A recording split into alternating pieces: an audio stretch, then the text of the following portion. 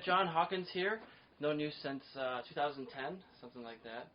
10, yeah, probably something like that. I think we got connected with the Knee Draggers Anonymous guys, and we started from there. And you started track riding, I think, shortly thereafter. Yeah, so I started track riding, it's like 2006, early 2006, and before that, I was in a bad accident on the street, so that's kind of what got me into track riding a little bit. So I had like a year off of riding at all, bought another bike, and then figured to give it another go. Jump on the track, and a little safer out there, less cars and people that pull out in front of you. So right. Usually everybody's going the same direction. Yeah, usually. That's the goal anyway. So you said you had a bad accident. That was a street riding accident. Yeah. I think you hurt your back, was it? Yeah, I broke 9 vertebrae, cracked my femur. I was messed up pretty good. Yeah. I remember somebody talking about it. I didn't know the whole story, though. So.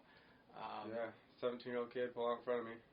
Damn. Yeah, smacked in the back of him. You did one of the flipping over? Yeah, well, I slid, I hit the brakes, just kept on sliding. It was like 45 degrees outside. It was pretty cold. Tires were, not gripping, so and it's street tires. But yeah, I just slid right into the back of him, and I went around the side of the van, and I hit some cinder blocks that were for mailbox posts. Oh, yeah. So I mowed those down with my back, and was just laying in a ditch going, like, couldn't breathe, the wind knocked out of me. Yeah, call for help, right? Pretty scary, yeah. And since then, I think you've really taken I didn't know you before that period, but since then, I think you got more into working out. You got your back stronger. Yeah. From that is where I started actually working out. The physical therapy. I was in over a year of physical therapy, aqua therapy, just helped me strengthen. And from there, I was like, I feel better when I work out. Not sore. Just less pain in the back. And then it's been kind of just took it from there. Okay.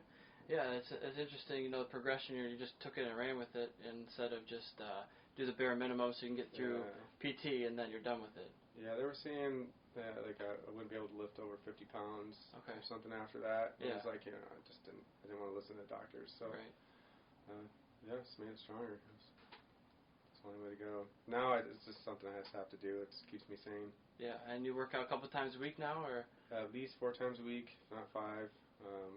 And then mixed in with a little bit of cardio here and there, but I'm not a big cardio fan, so. Yeah, understandable. Yeah, I get the cardio from the racing. Yeah. And what kind of stuff are you doing? You're doing strength training?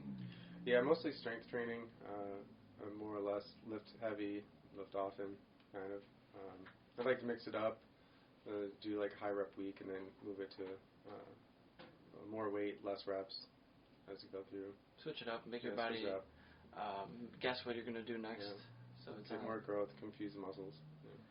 And are you doing more of the free weights or machines, or? I like free weights the most. Free weights it helps stabilize muscles. Everything you need for road racing. You need all the shoulder muscles. Stabilizing yourself is really enough. So sure.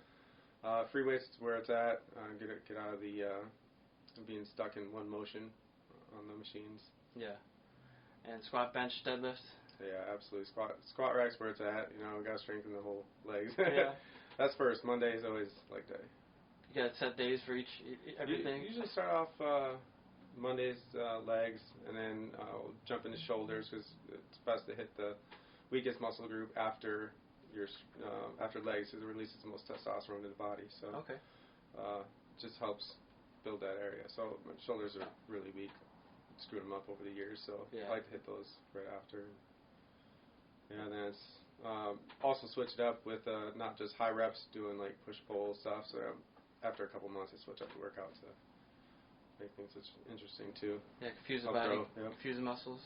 That's something that I don't do as much. I'm obviously not as buff or ripped. You do a lot of I do tons of cardio. Yeah, a lot of riding. And I don't do a lot of really weightlifting right now. That's definitely a chink in my armor that I could get better at. Like today, I was just mentioning I did 35 miles from here. I did 2 laps around Stony and back to my house. And I only put a foot down a couple times. There's times I did a 55 miler without putting a foot down the whole time, and it's its own different sense of achievement. It's a totally different workout. Yeah, it is. And that's better for road racing as well, the cardio and stuff. They're both good, you know. Mine kind of hurts both, you know. Yeah, I talked to Nolan Lampkin just the other day. I did a podcast with him, and he said he really doesn't do a ton of cardio. He said his what he focuses on is more the strength training, because his heart rate, he said, was about 130, 140s on the bike. It wasn't really that high, but he was having trouble, I guess, moving the bike around more. Yeah, you know, a lot of guys get arm pump and stuff from that. I don't get any arm pump when I'm out there, so it's, you know, that's a good benefit of it. For sure, yeah. And are you doing any street riding right now, or is it just all track stuff? Do a little bit of street riding, not very much. I still have my old Gixxer that rode with you back in the day. Oh, yeah. Still got that same bike. Was just out this weekend on it. Kept that one. What year was that? It's 2006. 2006, yeah. Bought it brand new after my accident. Yeah. So I've had that bike ever since. Very good. And we rode down to the Tail of the Dragon, actually, in 2011, I think it was. Maybe 12. Yeah, it was probably 2011. 2011. And went down with a group of 20 riders or so. It was a ton of fun. That was a lot of fun, yeah. We had a couple guys go down, put some parts on the tree of shame. Oh, yeah. But, I've never had any parts on that tree yet. Not yet, at least. That's good. I remember back when, in 2012, I was just started getting into the track stuff, and I was like, man, you got to do this, because I saw you had something there. You had some riding potential. Yeah, I heard that from a few people, and it was something I always wanted to do. I just never had the money for it, for one, 'cause you know how expensive it is. Oh, yeah, for sure. And I also didn't have a push to get into that, you know, and Christy helped me push, you know, when I was like, yeah, I really want to do this. She was like, you know, here's your race number, and you're signed up, you're ready to go. So it was really cool. And you did track days for how many years before you started racing? Oh, let's see. Well, I took a break from the track to get in some dirt riding for like 3 or 4 years before I went back to the track. So, I mean, in 2006 I started riding the track. My first race was at the end of 2016. Okay. Started coaching for Sport Bike Track Time a little bit in there. Like 2014, 2015, I think I was coaching. And then I just jumped into the racing. Okay, yeah. Yeah, a lot of people think, I don't need to go to the track. That's only for racers. But a lot of people, I don't know what the percentage is, but a significant percentage never race. And that's fine. You're just going to the track, and that's originally why I wanted to go to the track, is just to ride your bike in a safe way, away from those people who are going to pull out in front of you. No speeding tickets. No speeding tickets, and that's I saw a post about that today. Yeah, I got a speeding ticket in the truck this weekend, going up dirt riding. Can you pull out your race license? Does that work? Yeah, no, definitely wouldn't work with that one. No. No, he did give me a good break though, so I was pretty appreciative of that. That's good. He wrote me for 5 over, and it would have been 16 over, so. Yeah, a lot better. Yeah, a lot better. I'm sure that's nice of him. And you said you did some dirt riding. Did you do dirt racing or just in the woods? Yeah, just trails in the woods. Trails riding. I haven't raced dirt bikes. It's something I think I'm gonna maybe try to do this summer a little bit, maybe. Okay, yeah. Thinking like hare scrambles? Yeah, just little woods hare scramble just to see. I mean, I'm not a big jump in the air kind of person. Yeah. But just something in the woods and get out there. You know, Brock, he does a lot of that. He's been pushing me to get into that. Yeah. So I might do a drop in, just see how it is. Wild card event. Yeah, kind of thing. Right. Not going for the whole season, just for a No, little taste. just go do a drop in. Yeah, see how it is. See if I like it. Yeah. Yeah, I've never really gotten into the dirt bikes much. I've rode a couple here and there. Very small amount. I have some gear. It's like I have gear well traveled, right? Yeah, but, right. I'd ride just about anything. I don't know if I want to do hill climb. That seems a bit extreme for me. Yeah, I mean, it's the whole falling down thing. You're up there pretty high. Yeah. Those hill climbs. You get some major jumps with those 10-foot swing arms. Yeah. Those guys are crazy. But yeah, I'd like to do some dirt riding, but I don't care for the jumping. I feel like a lot of legs are broken that way. Yeah, I'm getting a little too old to break some bones. How old are you now? 33? 36. 36, okay. 37? I don't know, something like that. Yeah, 37, I think. Still young enough. I'm getting to that age where you start forgetting how old you are, you know? It's changing every year, you know? Yeah. Time flies, man. For sure. And you said you want to do a little bit of dirt racing this year. What are your plans for the whole race season? You're going to try to defend your national champion titles? Originally, that's where it kind of we're set for the year. You know, after the GNF, I had the whole thing of, you know, I'm going to do a couple drop-in Moto America races. I'm going to defend the national title, do the regionals, and then it's like pay cuts come. This whole COVID stuff. So I'm going to start off in Nelson's here in June for the regional. We kind of go from there. I don't think I'm going to do the whole traveling to the south just because of the money. Sure. Just start off the season. I just need to start the season. You know, it's been 7 months since I've been on a road race bike, so start and see how it goes. If I do good, maybe we'll continue to push into the nationals again, or who knows. Yeah, it's a big expense for sure. Every weekend could be a couple grand or so, depending on how competitive you want to be and what you're putting into your bike. So it's very understandable. You know, that's why I'm not racing right now. I can't afford the motorsports. I've gotten even more into the foot racing and the mountain bike racing because it's so cheap. I mean, I'm going for a weekend. You might spend $200. That kind of thing. It's much more manageable for me at this point, where I'm not. You know, I got the business, but it's not exactly selling millions of dollars a month yet. Of course. So, starting slow and trying. You sold the race bike, right? Yep, I sold the Kawasaki. I sold the Triumph. I sold everything. Sold the generator. I'm trying to sell my trailer. You know, I'm getting out of it right now. I've been out of it for a few years now. But I still have my gear. I still have my helmet, my boots, gloves, suit, everything. So the plan is to kind of see where things go with the business. I'd like to eventually replace my normal job with the business and do that full time. And then once that's big enough, then I can kind of get back into doing some track days here and there. You know, I still want to race. I want to race at a high level, do nationals, do WERA, regionals, do Moto America. I'd love to, but I'm just trying to be reasonable with the finance, the paycheck and everything. And I'm still being competitive in the meantime with the mountain bike stuff, and that's a whole new realm that I'm not an expert in. Yeah, definitely a good fix. It's challenging. These guys might do a couple 100 miles a week. I just don't have the time for that. There's no way. You know, today was 2 hours and 16 minutes for 35 miles, and that's a big chunk out of your day. You know. Yeah. And this week I did 100 miles, and that's a lot of time on the bike. Especially when you're just on your own, not going to the other job. Yeah. There you go. It'll help out. It'll help out for sure. And you had mentioned to me, you had asked, do you know any gyms that are open during this whole COVID Corona thing? So what did you find? Did you find anything? Nothing. Then you know, a couple people said, yeah, you know, give me a holler. You can go to my home gym, but it's, no, I'm still working from home full time. Okay. So I work for GM, so the plants are open now, but I'm not in them all the time. I spend the 10 hours behind the computer, and then it's been house projects. So while this whole thing's been going on, so it's just push-ups and whatever, pull-ups, body weight stuff at home. Yeah.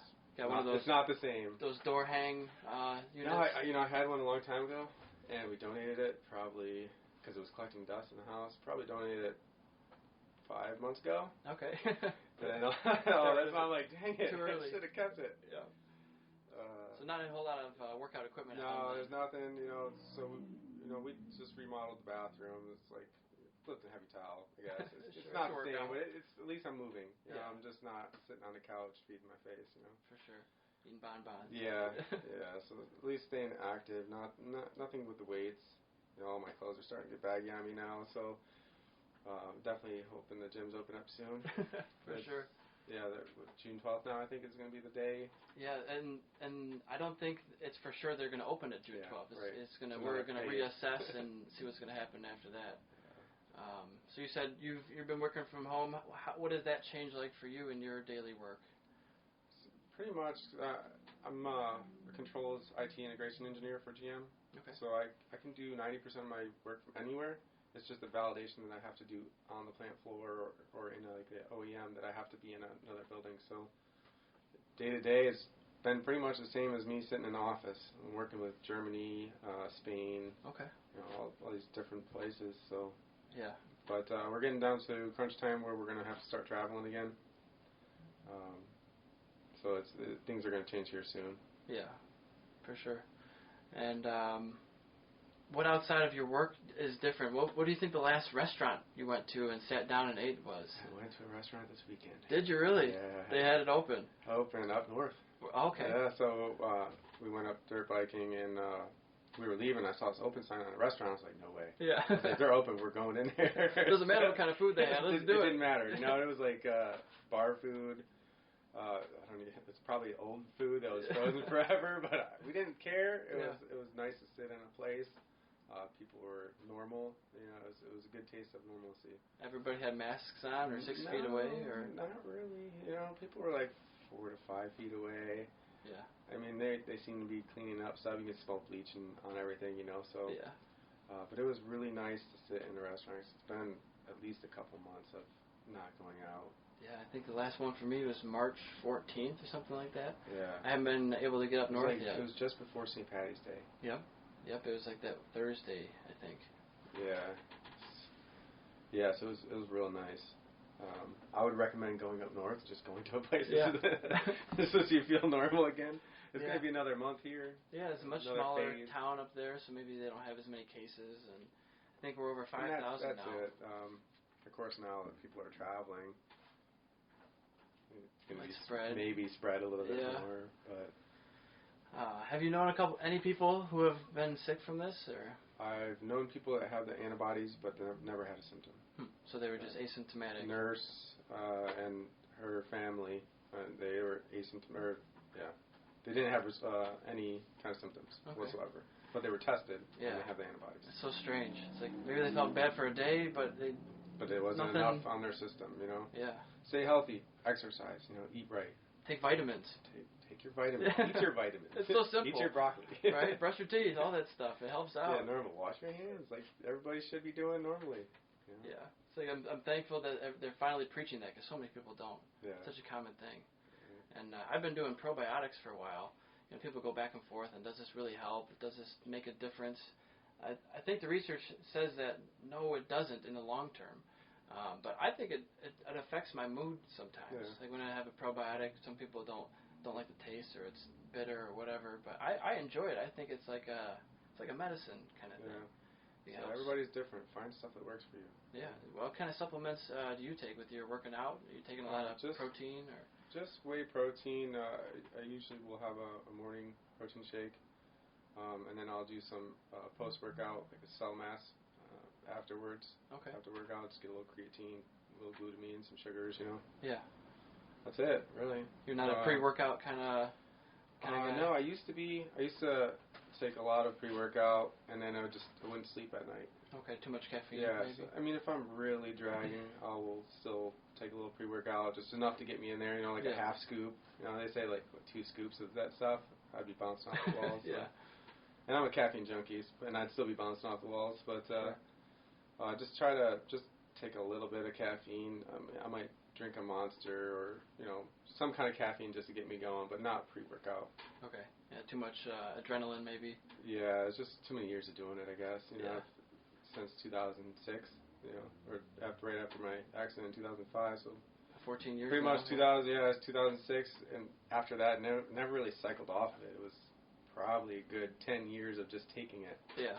It was not good. Yeah. Not good for you. It's not good for your heart, I guess. No, yeah.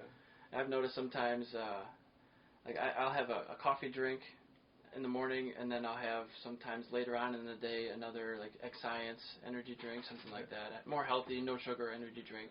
And with the days that I take that and I'll ride after work, I feel like I'm riding slower, or my heart rate's maybe a little higher, because you don't want your heart rate to be elevated when you're working out all the time, because you can't process the oxygen as fast and go slower. Right. It's not as helpful. Water's best. Yeah. Drink the water, stay hydrated. Have the most energy from that than anything. Yeah. It's easier said than done, so. Yeah. Of course, I have my fix of a couple cups of coffee in the morning to get going. Couple, yeah. Yeah. Yeah, I found this coffee that's called Bulletproof Coffee. It's got like 15 grams of collagen protein, in your coffee, so it's kind of like Never heard of it. Kind of like a Is morning it advertisement? No, it's not. Yeah, I love it though. I don't sell it though. Not yet. Not yet. But it's pretty good stuff. So when you did your riding for the national champion, was that your championship for WERA? Was that your first year going for the nationals? Yeah. And at first I wasn't really going for it, but I found myself within points reach. Yeah, so I was like, oh, why not? Right? I'm going to go for it. Figured I'd have a chance.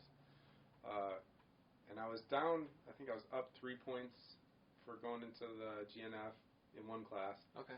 Didn't think I had. Close. Yeah, didn't think I had a chance of holding it.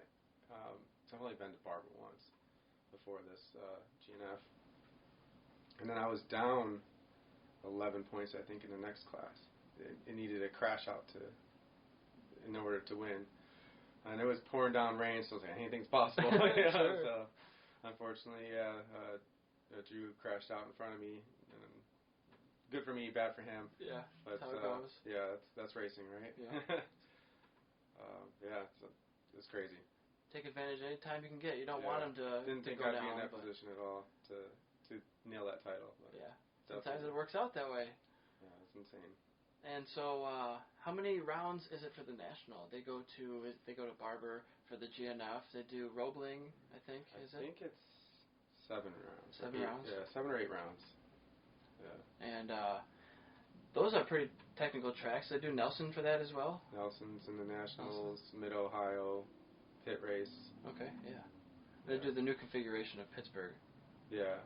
But you've only been to when it was Beeve Run? Yep, when it was still Pittsburgh International Race Complex Beeve Run, but they hadn't put on, they were just starting to build the new section there, so I never got to ride the new section. You gotta ride it. Yeah. I see there's crazy elevation down there.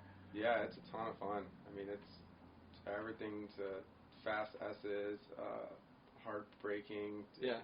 Yeah, it's a really fun track.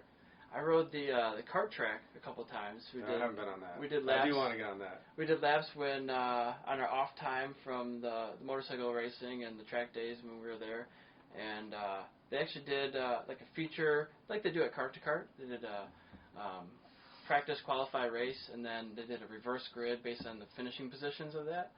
And I raced with some guys there. It was a drying track, so it was still wet, but it wasn't raining. And, man, it was crazy. All the people were sliding off, and I was like, okay, I'm just going by here, you know. Yeah. It was, I'm pretty fast in a kart, and I would love to, they do USPKS there, which is the United States Pro Kart Series. That's a Pro Kart Series track. It was pretty technical. It's pretty tight and twisted. Those karts are pretty wild. Yeah, they go fast. It'd be fun to ride one of those. I haven't been on one of those pro karts yet. Yeah, I haven't been on the pro kart, but that's the same track that they use for the pro guys. And they show up. They're just as dedicated as we are in our sport. They'll show up with semi trucks and all this stuff. And it's like a couple of carts, spare. Yeah, I've looked into the pricing. It's about the same as getting into motorcycle racing, and maybe you can probably practice cheaper because you don't need as big of an area. Yeah. You don't need a full track. You could go set up some cones and parking lots and find a big spot, or hopefully have good neighbors. You can ride around your own neighborhood, maybe make a course or something like that.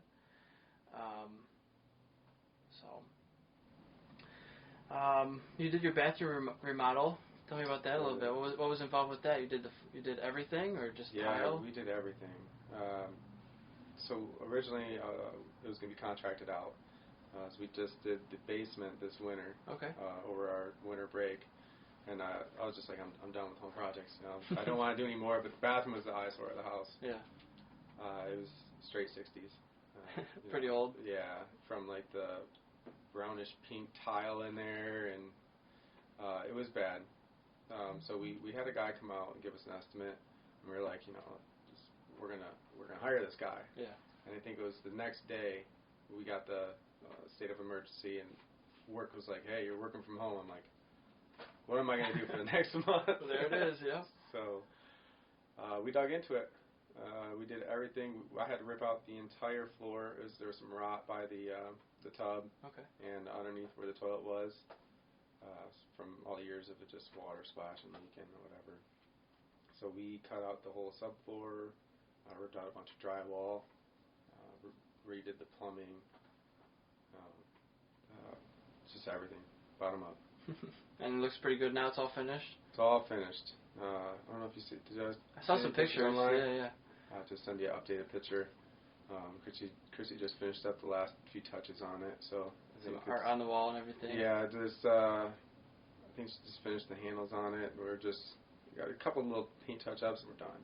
It's been getting out and actually doing stuff now instead of just staying at the house. Enjoying the weather. You get tired of looking at the same walls, same four walls in the bathroom for over a month, but it was great to get that done. Yeah, and now probably move on to some other. We want to put a bigger shed out in the garage or out in the yard too. Keep all your toys in it. Yeah, get some space in the garage. All the motorcycles she has, Yeah. Yeah, just get a little more working space. Good workshop area. Yeah. How many bikes do you guys have now in that garage? I couldn't tell you how much. Got some pit bikes and dirt bikes. Yeah, it's just too many hobbies. Road race bikes. So my race bike isn't even in the garage. Can't fit it in there. So it's in my buddy's garage. Okay. But there's probably 9 in the garage right now, and a few in the shed. And in the house? None in the house right now. No, all of them are out of the house. I know you still have the one in the basement. Her old Triumph in the basement. But none in the house right now. It's kind of just more living space now. She made it a little more homey. I'd probably have a basement full of bikes.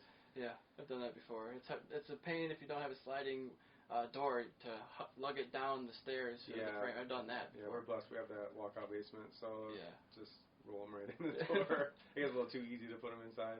Yeah, some guys have converted their bedrooms into workshops and that kind of thing. Make it look like a pristine lab coat, clean kind of environment. Yeah, we've done that many times. I've come home, just had like stuff torn apart in the kitchen or downstairs. Yeah, right. Yeah. So you get your hands dirty with all the engine work and all that stuff? I do. My buddy Kevin Wheely, he's the brains behind my motors and all that. Okay. He does everything. I'm there for, I guess, moral support and dig my hands. I know a lot of it. I just he's the master behind it. So we both will dig in there. Yeah. I'm just like the helper, I guess. But I learned a lot from him. He's really good with all the mechanics on that. We do everything ground up. Joe Kraft. Yeah, Wizcraft. He does all my suspension. I don't touch the suspension. I leave that to the pro. The internals, anyway. Yeah, he helps me out there. Always takes care of me. Every year sets me up. You're twisting the knobs yourself, or you turning? Yeah. So he refreshes, gets me dialed in, and then I go out there, feel, and I turn everything myself. When I'm feeling out there. So changing springs here and there. Yeah, I don't change so much of springs. So I do a little preload and some clicks, but usually I don't change springs. Next time I go to Barber, I'll change springs for there. I think I want to run some heavier springs at Grattan. And that's based on your past. And how much I tear the tires. Yeah. So trying to find the perfect setup. Yeah, most of the tracks, so I can get away with what I'm at. It's just I notice I tear them more in certain places. So. Okay, certain corners, certain sides of the tire. There's certain tracks. I'll tear both sides. Yeah. It's not really one side. That's everything. It's everything. It's either the tire looks good or it's shredded. Yeah. Yeah, I remember I went to Pittsburgh one time, and I was having some problems with the front end, and I talked to Joe. He twisted some knobs up front, and it dropped like a second and a half. I was like, holy crap, just a few things that made the bike just behave so differently. Sometimes at Grattan like that, I was like, Joe, I don't know what to do. Yeah. This is what I'm feeling. Yeah. And I was like, oh, yeah, take a couple turns out of here and click it's on like there. It's like a no-brainer to him, right? Yeah. We don't know anything. Yeah, I learned a ton from him and Eddie Kraft over the years, and now I'm doing my own clicks and turns now. They're not up in the paddock right now, so that's good. Imagine if he was your dad. You know how much help that would be, right? Yeah. And he's been doing it for 20 years. And they have a lot of knowledge there. Yeah, a lot of years racing. With all that suspension technology that he's gone through, and I think he does other brands too, not just Olin's, if I'm not mistaken. Yeah, Brace Tech, I believe it is too. Maybe K-Tech. Yeah, K-Tech. K-Tech. There's a bunch of them now. I saw Bill Steen is going to be getting into the program of motorcycle shocks and forks as well. Be a new player in the game at least. Yeah. Kind of interesting. See where that goes. And who do you think is some of the up and comers in either WERA or Moto America? Who do you have your eye on? Is there anybody like, oh, well, gotta watch out for this guy when you go out to the track? Up and comers. I mean, there's a lot of these. There are a lot of fast guys out there right now. There are. And it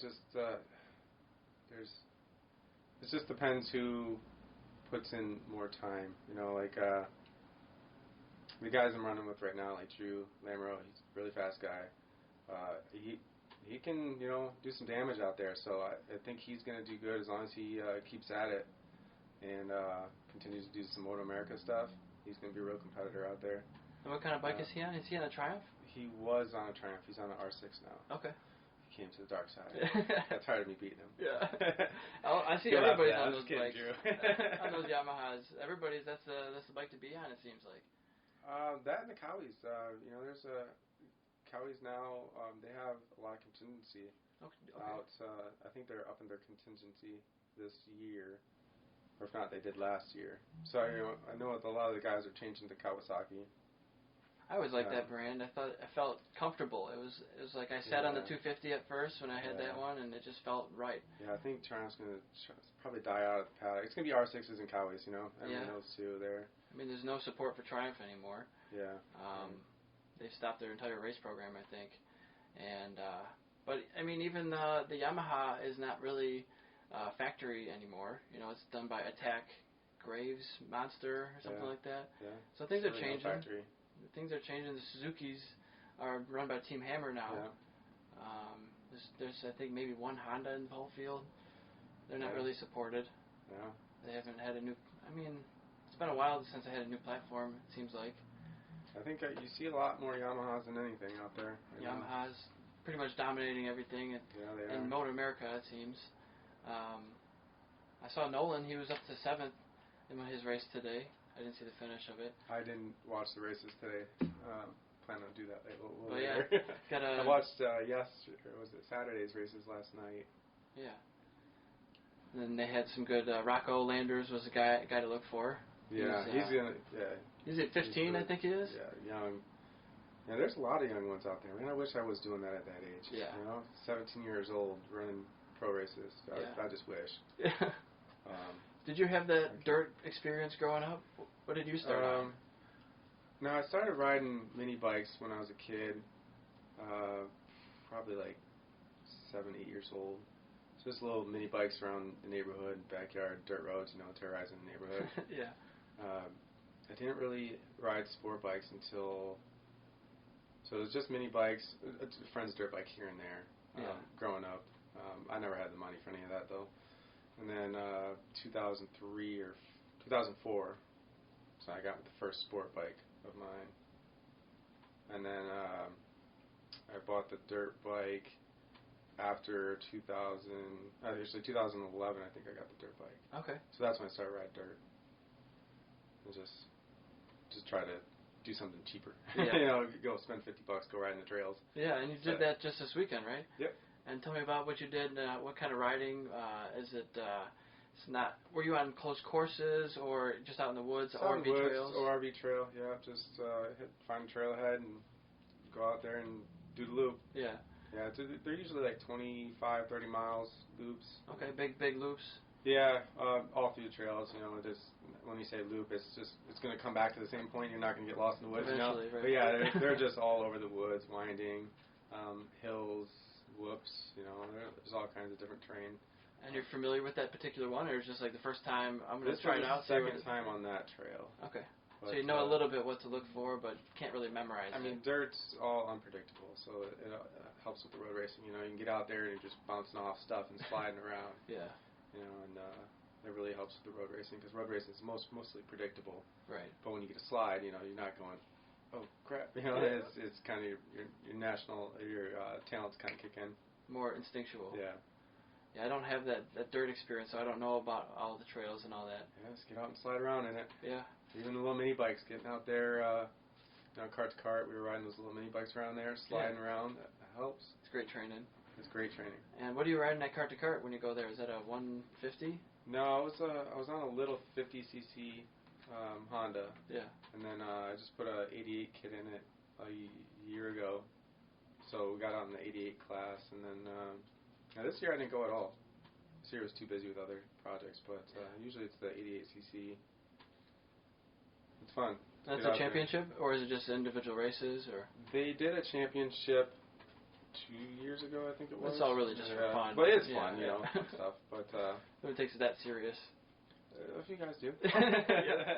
A lot of competitive guys out there. A lot of fast guys on those things, man. Yeah. It's like they spend a lot of time on it. You know? It's like anything.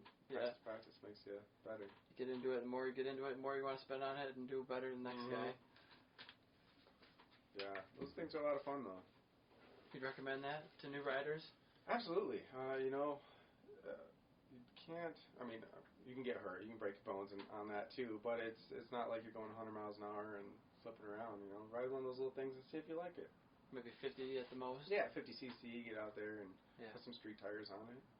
And take it around the parking lot. Yeah. Drag your knees around the parking lot on a little 50. Sounds like a lot of fun. I'd have a ton of fun. Definitely love to do that, and I've heard that you can rent those too. It's right in your backyard. Oh, I know. It's like a mile or two away. I've been there. I did a bunch of the kart stuff there. I did kart racing leagues there, and I competed with the SAE, Society of Automotive Engineers, and I won the race there one time. So, and that stuff's fun, but I like the two-wheel stuff as well. The mini bikes is a ton of fun. It's cheap thrills. Yeah. Way cheaper than the road racing anyway. Yeah, throw them down all day and get back up on it. It's fine. You crash those here and there? Oh, yeah, all the time there. It's fun because you basically like the Marquez, whatever, sliding in. Saving it.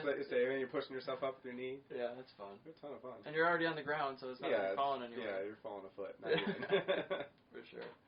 Let's talk about one of your sponsors. I think Bell Helmets is one of them. Yes. Bell Helmets has helped me out since I started, 2016, 2017.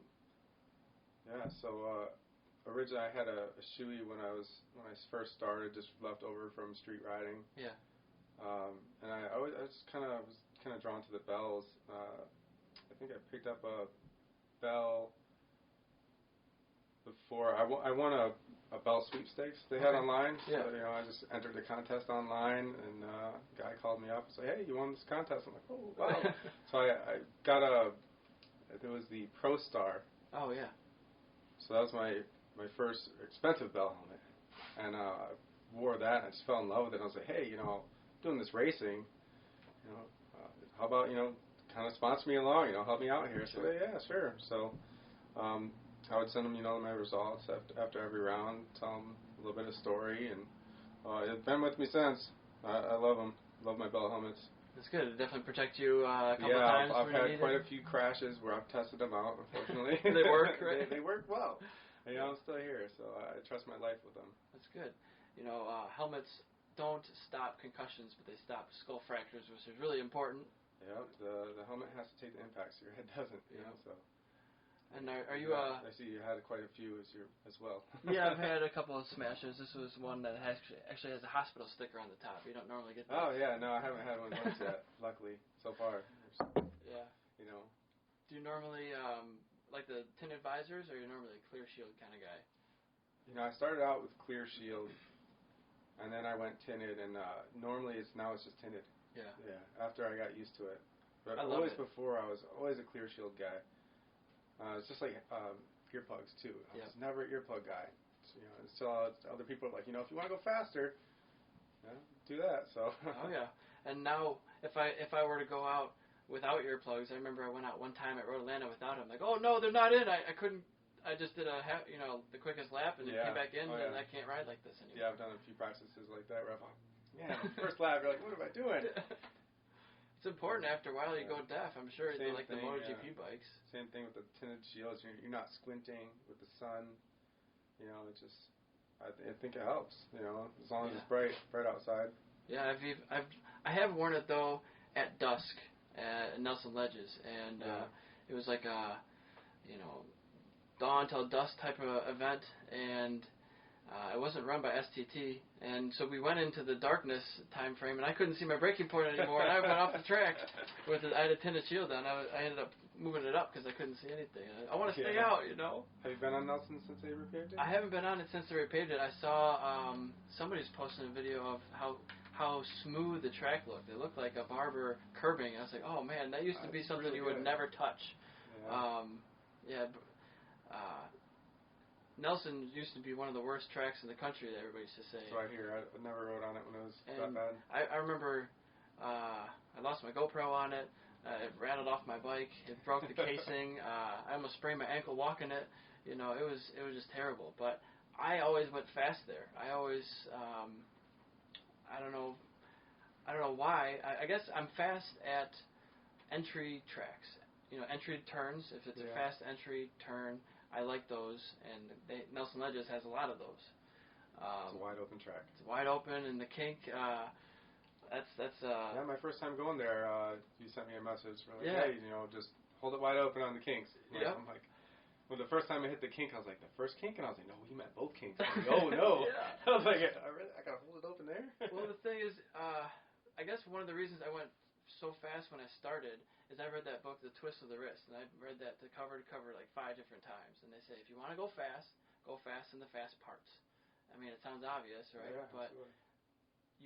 you make up so much more time in the fast parts over the bus stops or the slow corners. Yeah. If you try to push in those, it's more risk over reward. It's not always going to work out in your favor, but. Right.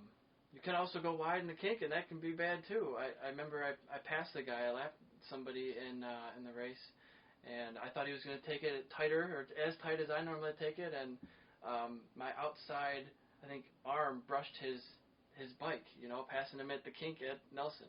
And that's like, oh, that was scary. I didn't like that one. But everybody got through, and yeah, that's good. And was there to talk about it next day. Yeah, I've cut some of the blades of grass. As you're sweeping through there. Dragging your knee in the grass. I grass. was like, no, just as you're coming out and the tires start, you know, don't pushing too far. Right to the edge. Right, you sit up, you're like, oh, no. You know, I've done that a few times there. Just keep it right on the edge. Yeah. Right? Use it. If you're not living on the edge, you're taking up too much space. Right? Yeah, exactly. Yeah. Any other sponsors come on board for you? Who else can you talk about? Witchcraft Motorsports, they've been with me since the start. And they're just a couple miles away from here. Yeah. 6 miles or so in Washington Township. Yeah, local here. Of course, all the experience they have, so it's good to go to somebody that actually was out there for many years, tearing it up. And doing it himself, too. Yeah. Bell Helmets, Pirelli Tires, they helped me out. Been on Pirelli Tires since I started this. Since I've been going to track days, and then on Pirelli Tires. Have you ever rode any other manufacturers? Yeah, I tried them out. Just never really liked the front feel of them. Like Michelin's, didn't like the front feel of Michelin's. Yeah. You know, I see a big old banner here, but. Well, yeah. I mean, that's what I rode with, but they're all so good now. Yeah. I mean, you can't say one's bad. You know, I haven't tried the new ones. Yeah. But yeah, I'm loyal to Pirelli. They've been helping me out. Those are my 3 main ones. The big ones, ones, yeah. Then you get the discounts, you know. Sure. You know, STG helps me out there, here and there, and Chicken Hawk, tire warmers, you know, you get the discounts off of them. Motul. Engine oils and lubricants. Yeah, Motul's good. OGO. Okay. OGO. Yeah, they're awesome. OGO Power Sports. Yeah, actually, they're going to be one of my vendors now. I have access or approval to sell their products. It's just a matter of time getting it all listed for sale online. It takes a little while. Yeah, they're awesome. I love their products. Durable. You know, you buy a gear bag, it's going to last you your whole career. It's going to outlast your motorcycle. Yeah, you know, I've had that thing like 5 years now. It's still good. Yeah, I need to get one. I need to get a new one. I have one of those Swiss Army bags that I think are also like lifetime guaranteed. But I use it as my go bag, so it's always in my truck, ready with everything packed. But that one's just starting to bulge because I just stuff everything possible in it. The OGO backpacks are great. Yeah, I gotta check those out for sure. Yeah, Vortex. They've been with me from the start. Use their clip-ons. Yeah, clip-ons and sprockets. Okay, rear sets. I don't use the rear sets. No. No, I have Graves rear sets. Okay. The fixed ones. Yeah. And just crashed on them so many times. They're good. They don't bend. They don't break. You don't have to replace foot pegs every other crash? Yeah, just replace foot pegs. Their foot pegs, they ground down pretty good. So I've crashed a couple times on the ones that are on there, and they just grind down a little bit. I still use them. Yeah. But I have spare pegs. But basically, the clip-ons and pegs, you always have multiples of, right? Yeah, gotta in have the box. them, right? Those are the first ones that break and grind down. Yeah, but it's always, it's a pretty cheap crash when you only break a handlebar and a foot peg, and you got some scrapes on your bodywork you can fix with zip ties. It's good enough. Yeah, I'm usually pretty lucky. I low side more than high side, so that's good. It's just bend a bar, grind down a peg, and pick the bike up. And it might flip once or twice, break a windscreen, but usually pretty good. I'm not high siding and tumbling the bike on the pavement. Why do you think that is? Do you think there's a reason? Do you have a specific riding style? I know that when you're trying to push harder for acceleration, you have more high sides, but sometimes when you're pushing on braking, you might have more of the low sides. I don't know. I mean, there's probably a good theory behind that. I really didn't think about it too much. Yes. But, I mean, most of mine, I'm either getting on the gas a little too early, leaned all the way over, and then the back swings around on me. All the high sides I've been able to save so far. Just been moments of tank slappers. Yeah, tank slapper you up over the windscreen and you just crawl back on. I haven't had any buck me off yet. Riding it like this. Yeah, I've had a few on the brakes. Going into the bowl at Grattan. Okay, There's a nice sealer there, so a little too jealous on too greedy on the brakes. Yeah. Dump it out. Yeah. Okay. A couple of rain crashes. Yeah, those are so easy though. Yeah. I had 3 in a weekend at Pittsburgh. See, I don't have a ton of rain experience, so I have a ton now. Yeah. Last year was all rain. It was all just raining all the time. There was. I just couldn't stay on the bike. I was trying to go as fast as and be as up front as I normally am, and then no rain experience. Let's try to be up front.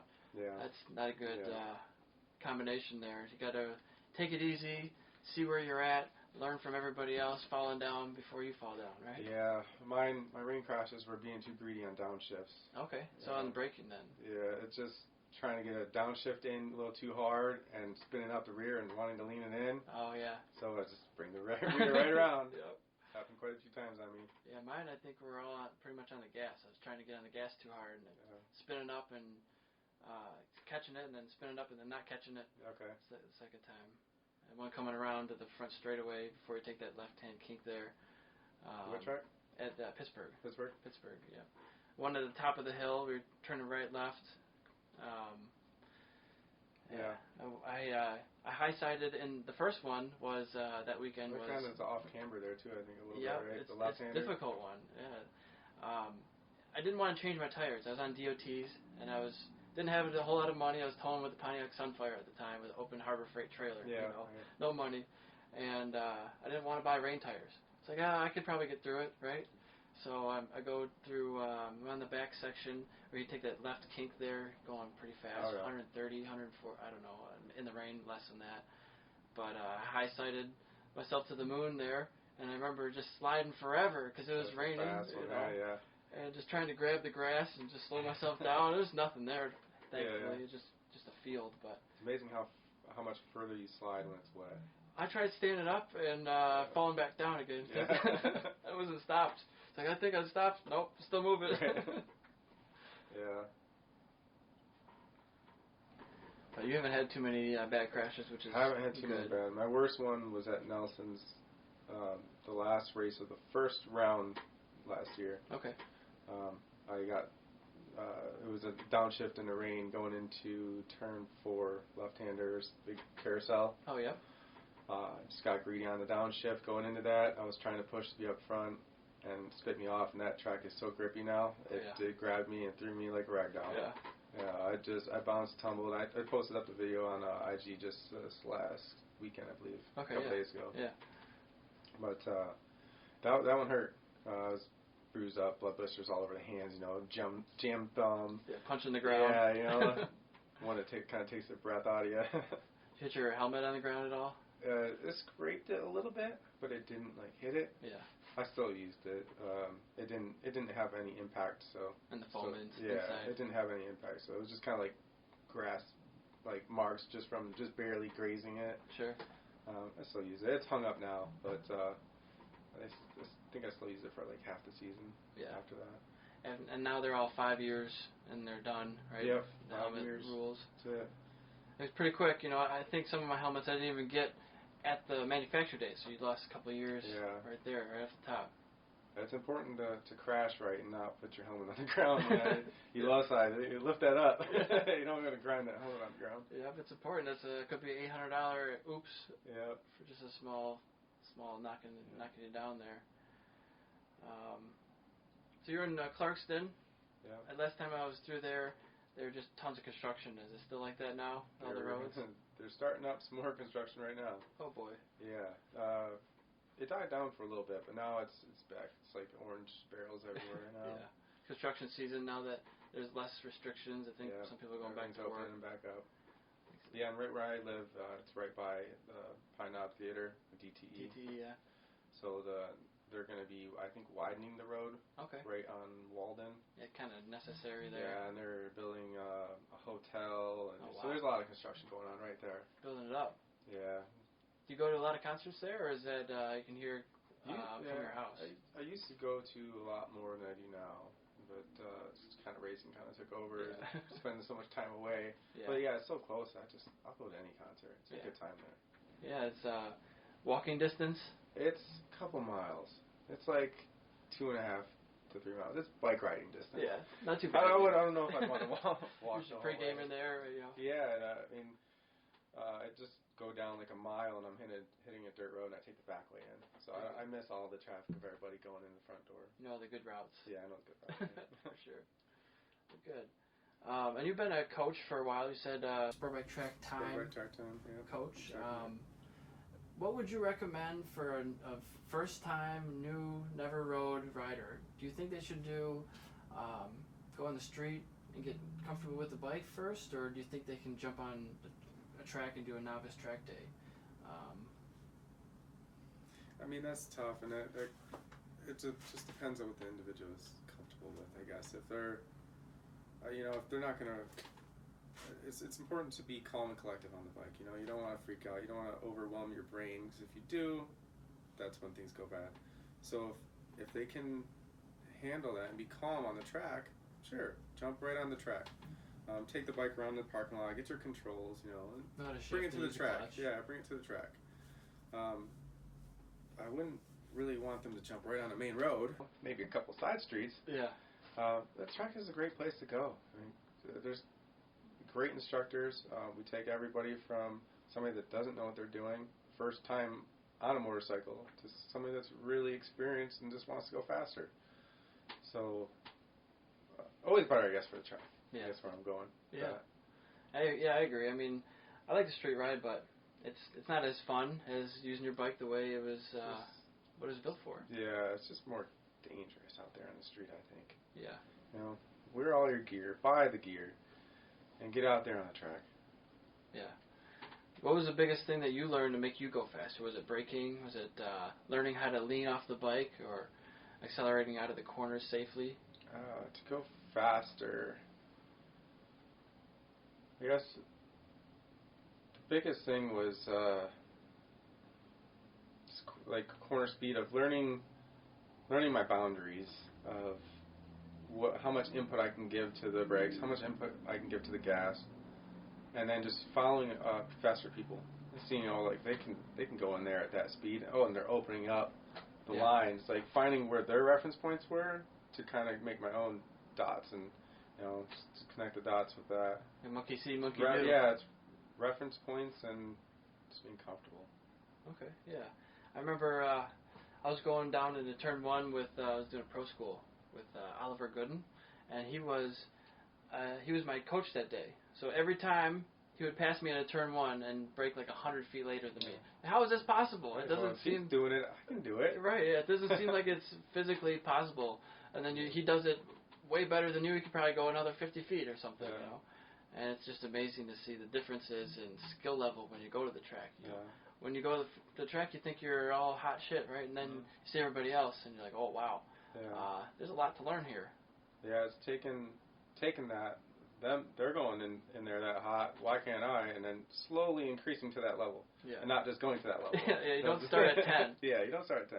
Everybody asks, well, how do you go that fast? Well, you don't start there. You start at going 40, 50 miles an hour around the track. They do the 3-line drill. You go in the center, go on the right, go on the left, and then you slowly move up maybe into novice groups. Yeah. Increase your brake marker a foot after each. Make sure you hit your apex at the same point each time. If you're not, slow it back down. Yeah. Don't use shadows as your braking points. Or cones, or porta potties even. Those move. Sealer marks are okay. There's lots of those. Yeah, tree shadows are bad. Yeah, always. I know a lot of the tracks I would use just tire marks. Yeah. So I'd go out there fresh, and I'd find somebody lay down some rubber or something. If there's no really specific marker that does not move like a cone, cones always move. People put them in different spots. Definitely use tire marks and rubber that's been laid down. And marks on the track surface help a lot. Yeah. Good old sealer lines. Braden has a ton of them. Yep. You know, I have my ones I look for to make sure they're still there every time I go back. Yeah. And you have like a log of all your notes for each track? I do. After the race or after a nice hot session, I'll mark down how I'm feeling, how the bike was feeling. Gearing and fuel? Yeah. Gearing, not so much how much fuel, whatever. I note down what I feel more. And what gear I'm in, so I can look back and get to that same point. For each corner? Yeah. That way I just start back where I was. Make sure that the gearing I have on the bikes is the same. My suspension setup is about the same. Mm-hmm. What the ambient temperature was, my tire pressures for that day. Yeah. It's a good old checklist. Yeah, it's good. It's good to have. Notes. Look back on them. Imagine if you could buy someone else's data, like the top pros, if they released their exact data. I've thought about that before. What if you had some sort of marketplace to exchange motorsport data? I've had a close friend of ours that we know that gave me their notes for a track. It was quite amazing to see what they wrote down. Yeah. Which helped me to make my own and grow my knowledge of making notes, jotting down the right notes, right? The right things to look for. Yeah. I guess the problem with buying data is you probably get a lot of people skewing their data on purpose. Yeah. Right. You get people like giving you false information maybe if they're your direct competitor. But I think most people would be if they're your friend anyway, they're going to give you the right information. Yeah. I mean, a lot of people are going to tell you the wrong thing. Me, if somebody comes up to me and says, "Hey, what am I doing wrong here? Why are you always passing me right here?" I'm going to tell them, like, I want to go faster, and if you go faster, I'm going to go faster. So. Sure. No, I don't care. I'll help people out there. Yeah, it's not so cutthroat. Yeah, no. And these days, it's really not. I know. I heard stories from back in the day. That people are always pretty cutthroat. I guess is the right word for it. Or Skittles. Not really sharing anything or. Yeah. I've heard of candy wrappers inside of airboxes. Really? I don't know if this is intentional or it's just happened somehow, but who knows. But we don't want to see that stuff in our region anyway. Yeah. The worst thing I've had happen, there was sand in my generators. Somebody put a couple of handfuls of sand in. Yeah. Take your tire warmers out. Yeah. Yeah, that's it. Yeah. That's good, though. Let's see. So where can people find you online if they want to look for you, learn more about you? On Instagram, John_Hawkins_ I think it is. And then Facebook, Hawkins92. Very good. Either one. And you're a big baseball fan? You got a baseball fan? Detroit fan. Detroit fan. I'm born and raised here. I love the sports. I like Detroit in general. So it's, What do you think our prospects for this year are? I have no clue. I haven't even followed them this year. Yeah. I haven't followed any sports this year. I saw the Wings were doing just absolutely horrible. It was like it's been pretty bad. It's 48, 17, and 8 or something. That's probably wrong, but it was not good. Yeah, they haven't been good in a little bit of time now. Maybe 17 and 48, I think. Yeah. Something like that. Yeah, and it was a reduced season anyways. They didn't get the full, and we didn't get taken into the playoff season for hockey at least. Have you even heard of a startup date for Tigers? No, I mean, it's going to be at least another month before they have. I mean, they're just starting Moto America, so why can't they start no fans. Other series with no fans? So do they really want to play in a stadium with no fans people, and not making all that money? Yeah, I guess. I mean, how are they going to pay the bills yeah. after a while? They're going to share the TV ad revenue somehow more. When do you think this is all going to go back to normal? I think this year's shot. Yeah, you know, this whole calendar year. We're going to do a little bit of things, but like, when's the next concert? You know, I think it went to one in November. Full? It's going to be a long time before it's going to be half capacity, 3/4 maybe. But then some of the stores are open and they don't say anything about masks. Yeah. So, and I saw a news article that said it was people taking the opposite opinion, saying we won't accept anybody in our store with masks. It's like I haven't heard that one yet. But very select few. It's like people are just you trying a mask to push back. Advocate? You know, I'm kind of on the fence because I have a mask, but it's just cloth. It's not an N95 mask. It's just it's a piece of cloth with some strings for your ears. Right. And it's like, does this really help? Would you wear this in a surgery room? Probably not. Probably not. And Fauci, the head of health for the entire country, I don't know his exact title, Dr. Fauci, he said on 60 Minutes, like in March, that people don't need to be walking around wearing masks. It doesn't help. People are fiddling with their face, touching your face 50 times more than you would have. Yes, they probably help some particles from getting in. But you see most people that it's around they're not around their nose anyway. Yeah.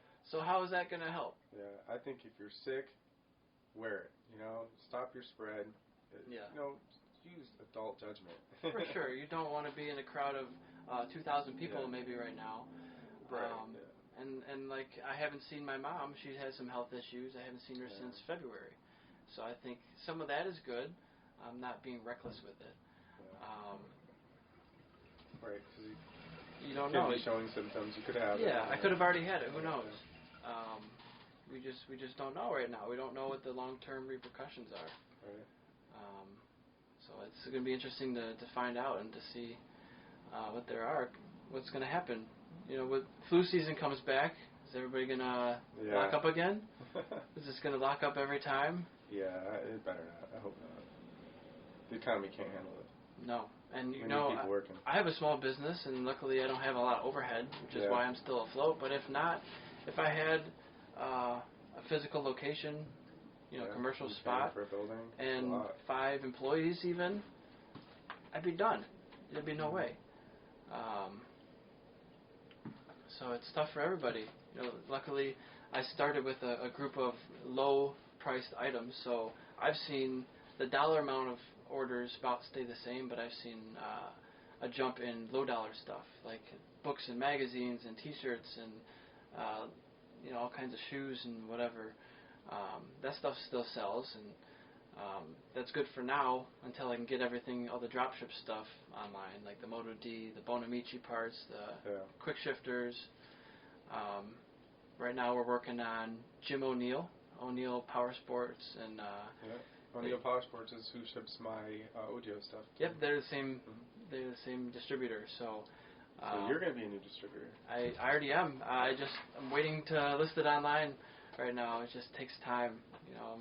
I'm working 2 jobs and cycling in my free time, and now I'm doing this, which this is only an hour or 2 when we're here. But it takes time to edit. Oh yeah, it's not, and I don't have the best computer for it. I have it's a really good computer, but it's not a editing software computer, right? It's so program crashes here and there, and figuring out all the different file types it's got to be in. And then I found for Instagram TV, I'm trying to put it on there too, and I have a video of I think the 3rd one, Ed Garcia podcast. It was 2 hours and 15 minutes or something. So that means for Instagram TV, you have to make 3 different clips of an hour or less, and then get it in the right file format and and then I had to compress it because it was still too big, You have to do it 3 different times for just one clip, and then I'm putting it on Anchor, and that gets to Spotify and Google Podcasts and iTunes. It's on iTunes now, and all these different places. I can't even list them all. It's like 15 or 16 different websites, and YouTube and Patreon. So it takes some time to do that. Luckily, I'm using Anchor FM, and that one distributes all the audio to all the different places for me. So I don't have to distribute it to 16 different places. Right. It's only like 3 or 4. But still, it's a couple hours involved, and that's why I'm doing it on the weekend in my free time, whatever that is. And this is great because I get to talk I probably would have never talked to you today. It's been a long time since we've caught up. And I think maybe last time we talked was at the track for 10 minutes or 20 minutes here and there because you're going, I'm going out to this for a session, and then we'll talk for a few. And then you got to get ready. You got to get all your fluids in and stay hydrated, so it's understandable. And race days, you're always in your own kind of zone. Yeah, and you're not really worried about, okay, this guy showed up, that's nice. You talk for 5 seconds, and then you got to focus and hunker down. Yeah, it's nice to catch up. For sure, man. We can go longer if you like. It's about 1 hour and 5, just shooting shit. Yeah, okay. What kind of topics you got? I went over a bunch of them. So tell me what you do at GM. You do some IT work, you said? Yeah, controls IT integration. So more or less the memory map validations on the machines, make sure that they're reporting correctly, that all the signals are getting up to the IT system, Is that like for the robotic instruments that are moving everything? Yeah, CNC machines, robotics. So that's pretty detailed, pretty technical then. Yeah, definitely pretty technical. And how'd you get into something like that? Is that something that was your dream job, or? No, well, working for GM is something I always kind of wanted to get into. I just didn't know what at the time, so. Which avenue? There's 100 different ways you could go. Yeah, so I started off doing CAD in school after my motorcycle accident. Okay. Because I was doing construction before that. So got into some CAD design after that accident, and I got a job in a company called HMS Company for a body and weight engineer. So just learned from all the guys working around me and slowly built up and became the best at that. Did that for about 5 years with working in doing welding program for GM, just all kinds of different stuff for GM, working in plants, doing weld templates for them, weld teardown. Jack of all trades, pretty much. Yeah, just working a little bit for that, for body and weight engineering. And then I decided, because most of my schooling was in design, for CAD design, so I left HMS and got into a company called Gestamp, doing design work, doing design for Honda, GM, BMW, mostly stamping designs. I gotcha. Did that for a little bit, and then somebody I worked with at HMS was working at GM, was like, hey, we want you doing some of the manufacturing tools, like testing software for manufacturing tools. Yeah. It's like, all right, well, I'll go into that because I always wanted to work for GM, so applied, got the job there, and did software testing for 4.5 years, I think it was, on manufacturing tools for GM, doing a lot of the body and weight engineering tools that I worked with. Yeah. And then a position opened up for the controls IT integration, so it took my plant experience, some of my design experience, and all that into one. Yeah. So just kind of ran with it. Still learning. There's a lot of stuff that don't know about this position, but it's just taking it as it comes. And you've been in this position for how long? I think it's been a little over a year now in this position. Okay, very good. And which one of all the things you've done have you liked the best? Is it what you're doing now? This is a lot more stress. Yeah. A lot more traveling. You're in the office and you're on the floor too. Yeah, so I do a lot of work in the office, and then a lot of plant time, traveling to different OEMs that are around the world. So I think the next one I'm going to is in Canada. Okay. For Valiant washers. Pretty interesting. It's always a different thing. Different scenery, which is cool. Yeah. The stress of kind of holding all of them together, in one big project and being responsible for it all is it can get overwhelming at times, but probably nerve-wracking. But they seem to trust you. It's interesting. That's it keeps me on my toes. Yeah. Very definitely good. growing So it's good. You don't want to just do the same old stuff because then you don't ever grow. Yeah.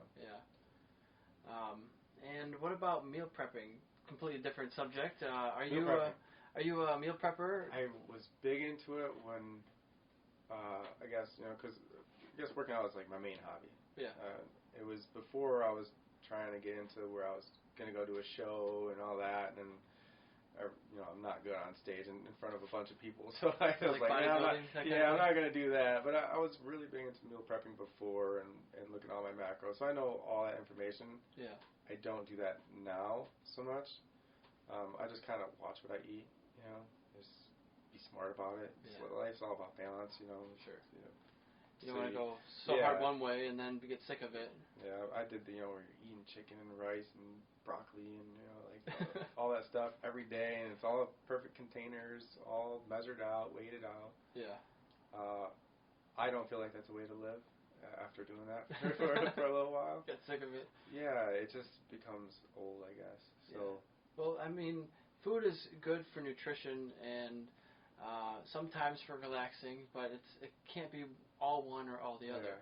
You got to have some balance and cheat days. It was good to do it for a while and be strict with it, because the results definitely do show when you take out that garbage, and you can mold your body however you want with what you eat. Yeah. And you just take that skill and put it to everyday life. You're learning a new trade. So, just eat smart. I'm sure you've become a pretty good chef by doing all that stuff. I'm not. No? I'm a horrible chef. Are you a Chef Boyardee chef? I can make the plain stuff. It doesn't really taste that great, but I mean, I don't make really good food. Yeah. Christy's the cook. So, I'm not a cook. I can grill. I can, make a good steak. Yeah, I can grill a good steak, chicken, anything on the grill. I'm good at that. Put me in the kitchen though, not my place. Right. Yeah, I belong on the grill. Yeah, it makes sense. I've been eating at home so much more often lately. I can't wait to have a real meal cooked by somebody, not me. Yeah, right. Yeah. Doing a lot of dishes. But for a lot of the single people, they should be meal prepping right now. Yeah. Make a bunch of meat at one time. Well, I have been doing that. 4 or 5 days of your food. Have your Sunday as your meal day. Where you're just making a bunch of the basics. Your rice, your potatoes, your chicken, your steaks, with all that. Separate them out, freeze them. That way, you can just grab and go throughout the week. See, I don't normally freeze stuff. I guess maybe that's a barrier for me that I can overcome, because normally I would make cook a dozen eggs and eat 6 of them or so. Mm-hmm. Or now that I'm cooking for myself, everything I eat, if I make a normal portion, is going to have leftovers. Yeah. So it's nice to have at least 2 or 3 days when I cook something, I'll cook something extra, and then I have another meal there or two. But I don't really freeze it, so that would make it last longer, and then I could have definitely better meals. Because I did a long ride on Friday as well, and I didn't really want to cook the next day, so I just got pizza. Pizza and beer, and then that's not a great post-ride recovery food. Yeah, just spend one day. Spend that Sunday. Or, Sunday afternoon, whatever you have free, because everybody's schedules had Monday through Friday. But spend one day, make a bunch of food, freeze a bunch of it. Your meats will last 4 or 5 days. I don't like to go over 5 days in the fridge. Okay. Just freeze it, and then take it out next week, thaw it out, and there you go. Got your good meal. Yeah, try that out. I made a chuck roast the other day, and there was not a whole lot of meat left at the grocery store, so I got it. I was like, I know this is probably not going to be the best. It's kind of veiny, and fatty. But I was working my way through the rest of it just the other day. It's pretty good food. I mean, you've got to work around some of the pieces. Yeah. This is good stuff there. What kind of message would you want to send to people if you had to say something? Is there a message that you want to convey to people about riding or racing or food or anything? Does John Hawkins have a message for the world? Just create a life balance. Life's all about balance. You don't have to be just gung-ho about one thing. Just have balance. That'd be it, right? And everything. Riding just be. What's the word I'm looking for? Be an open book. Be a sponge. Learn. You can't know everything. You can't be the fastest guy out there. You're never going to be the fastest guy out there. Yeah. There's always going to be somebody that is quicker. Just be an open book with that. That's good. There's a lot of people who will tell you something, and then you go try it, and maybe that didn't work for you. Yeah, I know. And there's so many different ways of doing things. Like people will always go back and forth about, well, you need to put your weight in your feet or your weight on the butt, and you can't weight the handlebars. A lot of that's true. You ride, learn your own style, take in all the information, talk to different people, ride with different people, and then for sure. Balance is something that I think everybody can benefit from. I don't always have the best balance. I'm always so dedicated at one thing, and with me it was the racing for a while, and then it was trying to get the sponsorship for a while, and now I'm I'm still trying to race, but do the business so I can afford to do it. And it burns you out. When you get burnt out, you lose motivation. For sure, and you need some rest and relaxation, and I've been doing float tanks sometimes, once a quarter or something like that, just a maintenance level. I don't know if you're familiar with what that is. It's not too much. I've heard of it before. Basically a sensory deprivation tank, and you can go in these, and it's like meditation on steroids. There's no light, no sound, nothing's moving around you. You can't smell anything. You're in a bathtub-like environment.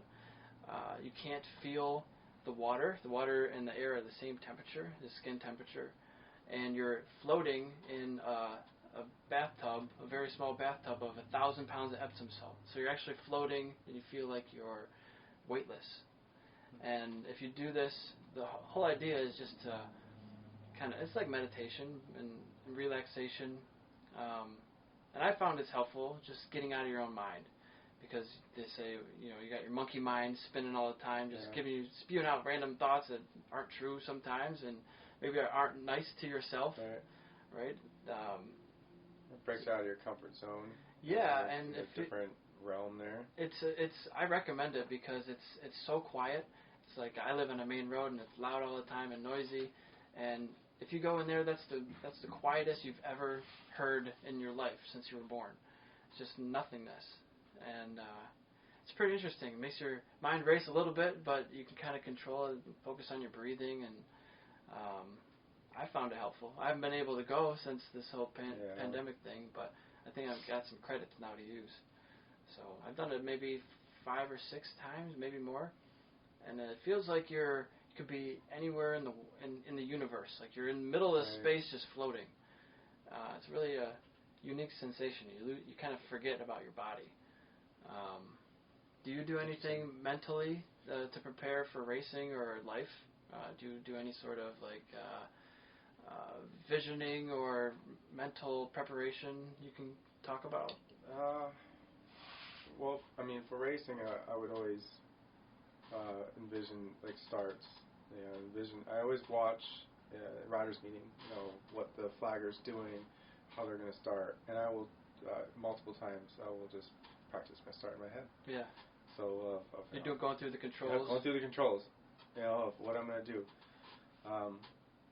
And a lot of people maybe don't think about how they're going to race the whole day. It drives me insane. The night before, I don't sleep. I go over the whole track in my head. Yeah. My gearing in my head. In the morning, I'm doing the same thing. I'm running the track. I know the whole track in my head. Yeah. Where I'm at the whole time, what gear I'm in. I just go over that over and over. I don't know. Sometimes I think I'm crazy. Well, I think of it like supposedly astronauts, or when they go up to these certain telescopes, they have to have everything mapped out because there's not a whole lot of oxygen up there. So everything has to be extremely mapped out because they only have a certain amount of time. So to me, that's like you have to rehearse in your head what you're going to do on the racetrack, because it's kind of in the same way. It's that danger. So you have to know exactly what to do. So when you're in that situation, you don't have to think anymore. Yeah. It's just instinctual. It's just second nature. Yeah. Anything in the news you see that you don't like or that you do like? Yeah, there's a lot of stuff going on that I don't like. Yeah. A lot of people get into race wars right now, which I just can't stand. Yeah, I see people on both sides of it. Like, for example, if white people are protesting alongside black people, which is great. But that's fantastic, and that the murder of George Floyd. Is it all over the news right now? And very touchy subject with a lot of people. A lot of people are pro burn shit down, which I'm not. That's not good. I mean, what if that was my business? Exactly. I just saw a photo of a liquor store up in flames, and I said to myself, "Man, that's somebody's business," and they did nothing wrong. I mean, I don't know what the situation is. I'm all for justice. I mean, that was. I hope the guys get murdered the same way in jail. Horrible what that guy went through. Definitely have a lot of compassion towards that. But I'm not a pro burn shit down person. A lot of innocent people getting a lot of things taken away from them right now. Yeah. There's better ways to portray the message. I did see there was a news reporter crew that got arrested on the spot while they were reporting. Oh yeah. Like, I don't understand. Maybe they're in the wrong zone, wrong area. They're just on the street. There's a lot of bad going on on both sides. Yeah, like that. It's like, why would they get arrested? And they took the black guy first. I was like, oh no, what are you doing? Like, why? I mean, there has to be equality. It's so wrong, and our generation and many other generations, we don't want this. We don't advocate for this, but it's just the world that we're given. We try to make things better. You can only do so much working a couple of jobs and trying to have your own hobbies on the side, and it puts everything into perspective. Because I was given a lot, and I feel like I've also created a good life for myself. But absolutely. I definitely got a good step forward, and a lot of people don't have that. Mm-hmm. And it's tough when we're spending however many billions on space flight and space travel, and that's the amount of money that could help solve world hunger. Right? It's what are we doing here? We're not feeding our people, but we're trying to go to space. I mean, there's arguments for either side of that. There definitely is. There's a lot of this bailout that went to, in my opinion, a bunch of wrong things. Art museums and everything. We're receiving a bunch of money, and bail the people out. Yeah, I mean, give $1,200 to some of these people. How much does that help? For a couple weeks. Pay someone's mortgage. What are you going to do for the rest of the time that they've been off work? That's 1 month. What about the rest of the months? Yeah, it's like they still got to eat. Yeah, it's tough, man. Yeah. I'm not a socialist, but I think I like some socialist values where let's have everybody eat. Let's have everybody. Yeah. I mean, in a time like this, yes, we got to bail people. Not these corporations who would go bankrupt anyway, and it doesn't necessarily. I mean, it could have drastic effects on the economy, but let's open up all these department stores and not small-time businesses. It doesn't make sense to me. Yeah, and if masks really work, then why can't everybody go back to work? And if they don't work, then why are we being forced to wear them? Exactly. It's one thing is for people to ask those questions and make their own decisions. Yeah, and have the balls to stand up for yourself in your community, and to say this isn't right. We don't like this. Doing this, I put together a list of questions that maybe people would ask me, like random, like a politician, like what are your stances on all these different things? And we don't need to get into all of them right now, but it's just interesting to finally talk about these decisions or opinions openly in the public. I've never really done that before. Yeah. It's kind of different. Yeah, you always have that chance of getting some, I guess, I don't know if slack's the word I'm looking for. You end up getting some attitude from others about the way you think about things, but I mean, it's important for everybody to have their own decision on what's going on and read and don't take one source. Yeah, and this presidential debate's going to be interesting. I don't know which way you lean, but I don't necessarily want to have a 70-year-old president. I wouldn't want my grandpa to be president. No, I wouldn't either. Right? He's not alive anymore, but I think there's a lot of new ideas that are coming up with the newer generations. I also don't think someone 25 should be president. Right. Like, it's got to be somewhere in the middle.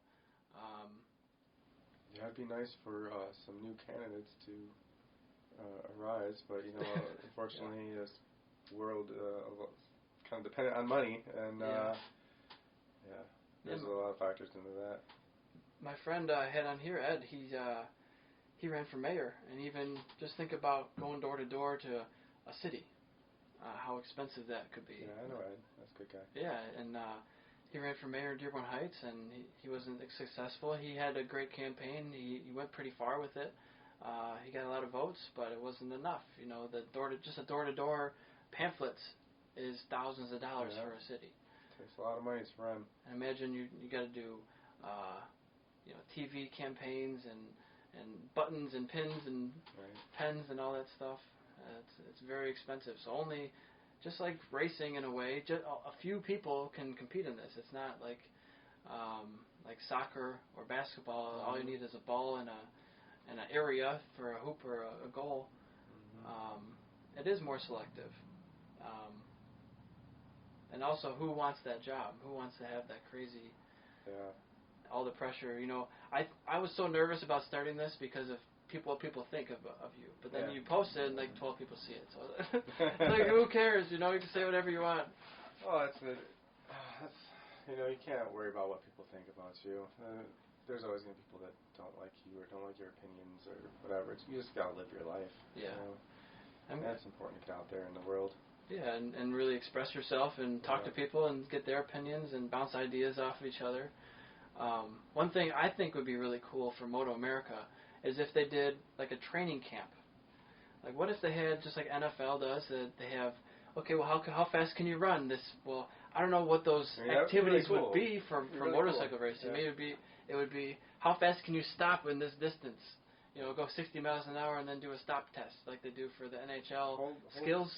Hold an event that you can take these club racers that won championships and go put them on a racetrack together. See what they do. Yeah. Have sponsors look at them. You know, have companies come out and look at them. You know, it's just a way to get the sport growing. Could be like a pro-am type of thing. Pretty cool. Everybody who's won a national championship or even a regional championship. Regionals. Every single person. Get those regional guys out there that only have enough money to go to the regionals.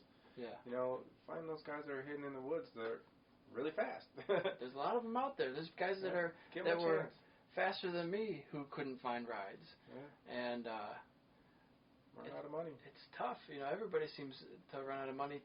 3 to 5 years, I think, is the standard track person's length of racing and riding. I was in there from about that time. It was about 5 years, 5-6 years for me. I'm not done yet. I haven't retired. I'm just taking a break. Yeah, that's good. Get back out there. If that's what you want to do, get back out there. I absolutely do. I think I got a lot to show. I got a lot of talent, and I didn't have a lot of time to show it. I only did a couple of years, and I had never had a crew, a mechanic. I mean, I had people helping me out here and there. Right. But I really never turned any suspension knobs myself for the first few years. Right. And I just rode the bike as it was. And some of that I think is helpful because you learn to ride around things. Mm-hmm. And I started on a really crappy bike. I started on my old 636 06. That was my street bike. I just changed the plastics out, and now it's a race bike. I mean, they changed nothing on it. A few things after I started to get into it, but I learned how to get faster in the corners because I was getting killed on the straightays. And I remember Black Hawk Farms. Like that. Black Hawk Farms. I was just getting murdered on these straights. They were passing me so fast, and I'd have to make up everything and the brakes and then the turns because I had no power. There was nothing there. What do you think is a way to get more people involved in the sport? It is so expensive, so it is limited. But how do you think some of these other people, like people faster than me or people like myself, what do you think they should do to get back into it? Is it smaller bikes, less expense, or I'm trying to increase my growth here and my reach? Yeah, that's one way that I'm thinking. It's tough. It's tough. There's no one answer. Really, there's not. Smaller bikes, because you can do more with. You can run one set of tires for half a season on those smaller bikes. You get the bigger bikes, you're in a couple of races and you're done. A set of tires only lasts me a day. Right. So that helps. Yeah, such a hard subject there. Yeah, I mean, it's not a sport like stick and ball sports where you sign up. I think for NHL, a lot of money. For NHL, you start as a rookie at like $250,000 to $500,000. You just automatically, and in racing, at least at this level, there's basically no purse. Yeah. It's like contingency money. It's for fun. And that gets taken away after 4 months. Yeah. I found out this. That quickly? Year. 4 months, I lost mine. Didn't spend it. I was like, what? What a waste, right? It disappears that quick? I just got it. Man, they want you to spend it next weekend. I was like, oh man, I'm not going to let that happen again. Yeah. But yeah, I've thought about getting back into it in probably a couple of years. Maybe I'll get a 400. Maybe... Got to spend the time. I think these riders need to... they need to have a race resume. They need to visit different businesses and try to get some backing. I know it's hard, but you gotta put in the time to get something, right? Sure. And you know all about that. Oh yeah. To get sponsors, you have to put in the time, and not just going door to door or getting them from the start. It's after you get them, you have to keep them. You have to make them happy. What are you doing for them? Got to show them results. What are you doing online? Yeah. You know? So put in the work. They have to put in the work. Yeah. Yeah, it's a big factor, and some people will have their mom is the marketing manager and their dad is the driver mechanic, and that's really nice to have, but my parents aren't into racing at all. Yeah. So I did everything myself, and it's help from a few people here and there, you know. But it's tough. It's a lot of work. It's not just like you show up. The first year was a struggle. Oh yeah. The first year was a real big struggle. Riding an underpowered bike. Of course, you know, it's nothing built. You know, trying to scrape money for your tires and no sponsors. Nothing. No, nothing. But it's the first year is really hard. I just got to get out and do it. Yeah. Just rip the Band-Aid off and just start. Just go for it. I always say start Even before if you're ready. Underdog. Yeah, if you're an underdog, get out there and just do it. Yeah. Do one race. People always ask, well, how'd you get into racing? There's a long answer and there's a short one. The short one is, well, you signed up, you showed up, and you started, and that's really it. But getting to that point is, well, can't race on the street. That's not the way to do it. No. So how do you get to the racetrack? You know, you buy a trailer. Yeah. You don't even need a trailer, really. And if anybody sees this and needs like a tip of how to get going, let me know. Because I'm a big advocate of getting people racing. You know, if you want to do it, I'll help you out. Like, to tell you where to do. I'll message Evelyn and get the numbers for you. You know, like I will help you out. Yeah, it's really not that involved. I mean, you can get started with a pickup truck bed. You don't even need a trailer. You can tow with Sunfire, anything. Yeah, anything. Throw the bike in and you need one set of gear, leathers, boots, gloves, helmet. Wire up the bike and hopefully a back protector. I always use the shorts and the chest protector, but those are optional. I'd recommend them though. Why not have them? Absolutely, the shorts saved my butt many times. Yeah, and I've even had I broke my tailbone, my coccyx, and my pelvis wearing the shorts. Ouch. Imagine if I didn't have those on. Yeah. There was a guy, Alex McPherson, I think his name was in the hospital the same time as me. He shattered his pelvis and like a whole bunch of different places, and he wasn't walking for a while. It's not to scare anybody else from going to the track, but it does happen. That's why you got to wear the gear. Absolutely. He didn't have those shorts on. I think that's a big factor. But really, you don't even need a generator. You don't need tire warmers, but they'd really help. They help. They definitely help, and they'd make it a little safer. Yeah, off the start, I'd say those are.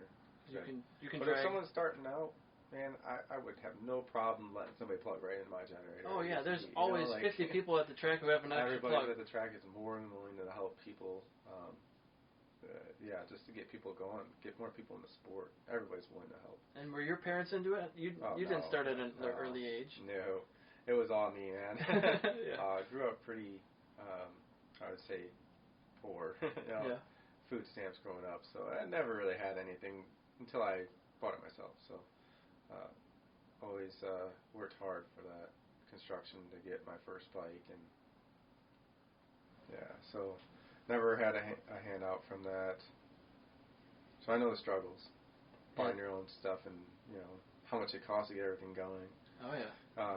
You know, I think like on track days, and when I first started racing, there was not one race I didn't ask Rick Lynn. He helped me out a lot from the start. You know, there's not one race my first year I was like where I didn't ask him for something. You know, but it's a tool. Can I borrow air tank? Do you have this? Yeah. Do you have this socket? Do you have this wrench? You know, it's just ask for help. You know. It's a community unlike any other I've been in. I've been in a lot of different sports over the years, soccer and hockey, and it's very different. Everybody, even though you're fighting against people and you're competing against them, it's very, yes, I want to help you, because everybody's there because they love it so much, and it's just great to be around a community of people who love doing the same thing. It is. And who are so dedicated, they're showing it with their paycheck or their wallet. Yeah. They're Battle with money. the family there. Yeah, for sure. Everybody's friendly in the paddock after. It's a good time. Yeah. It's only been I think a handful of incidents at the track where it was yelling. Very, very minor. Usually it's like an incident on track that happened. Yeah. It's very rare. Yep. That's pretty much all I got. What do you got going the rest of the day? Probably watch some Moto America races later. Yeah, I'm excited to do that. Get home and flip it on, and I can't wait to see some of those, man. I watched the Twin Cup today. Yeah. That's all I had time for this morning after the ride I did, and Rocco was right up there again. I won't give any spoilers on this one, but I think there were 3 guys within like a tenth of a second in the Twins Cup race. I mean, that's the class to watch, right? Yeah, now. it is. It's like they have Rocco, who's 15, maybe the youngest guy in the class, I think, and then they said, I don't know who the rider was, but he was a couple of decades older than him. Yeah. He's an older rider. And that's great to see. That's kind of who I want to be. I want to be that guy who's out there when he's 50, 60, 70. I hope I still can. You know, I hope so too, that my body holds up with all I'm putting it through. Try not to fall down as much, but it does happen. Yep.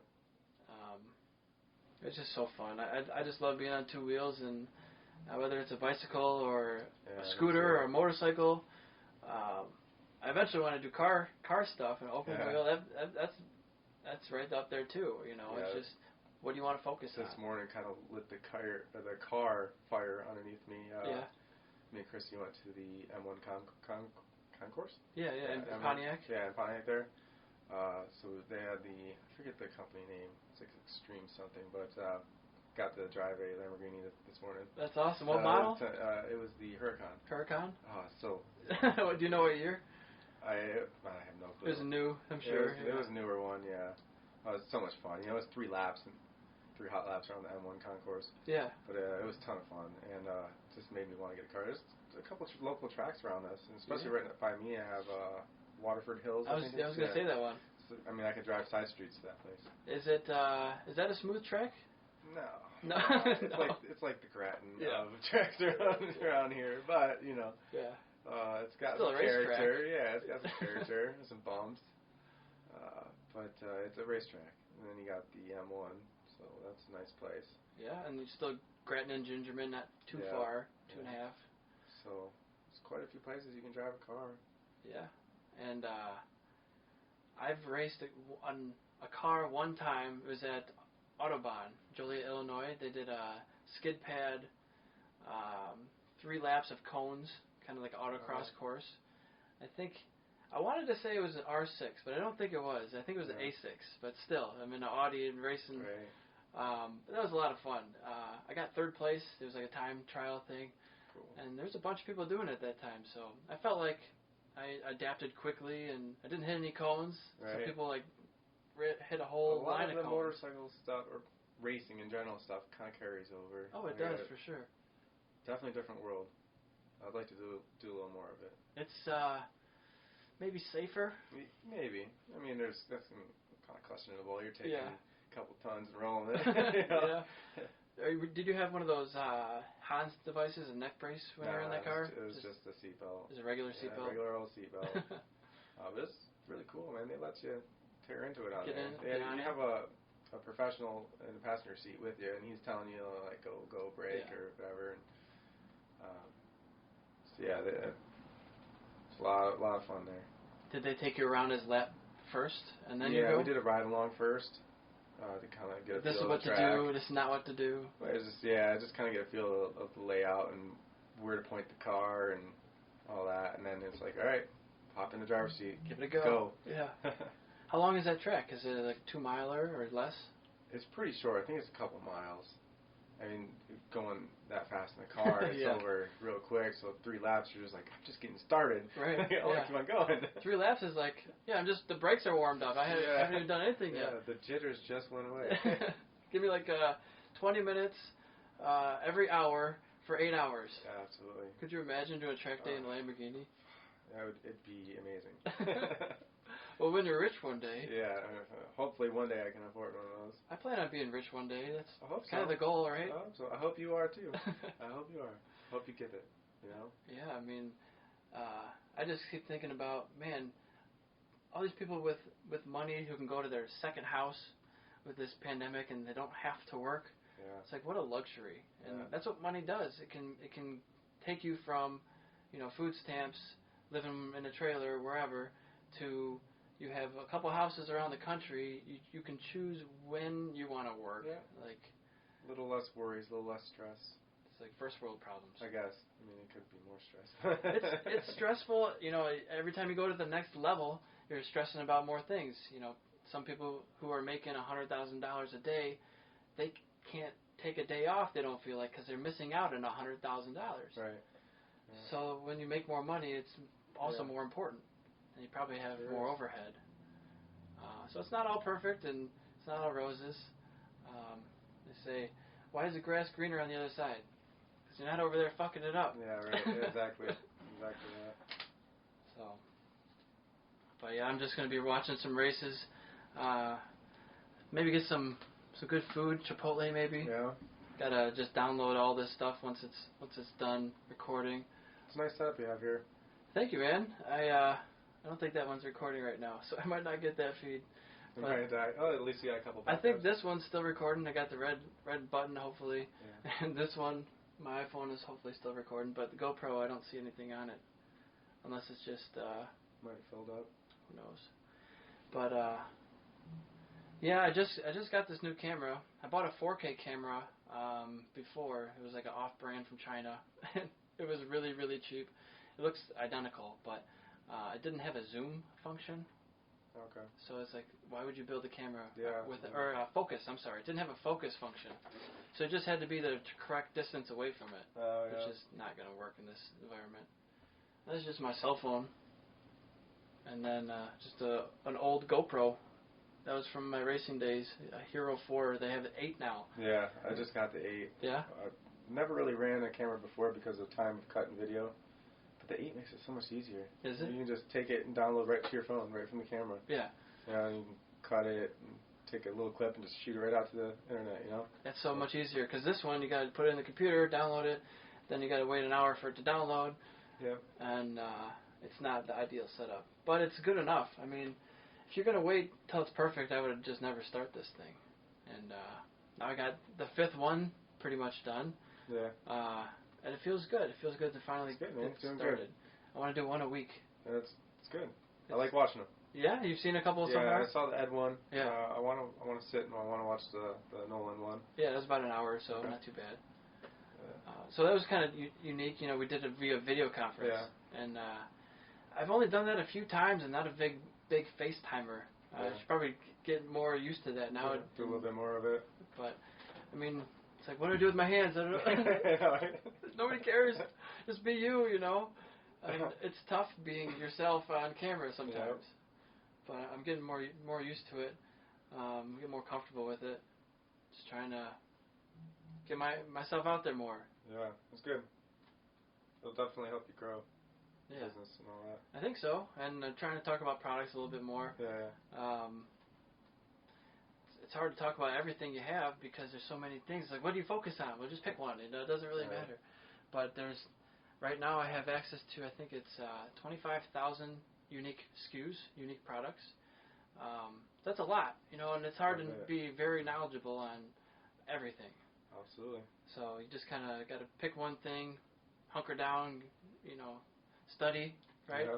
But even you can have a teleprompter or something in front of you. I've had my laptop here, so it doesn't look like I'm staring down like the first couple ones. Yeah. I was reading from my laptop, so I have it a little higher, so it looks more natural, and you learn.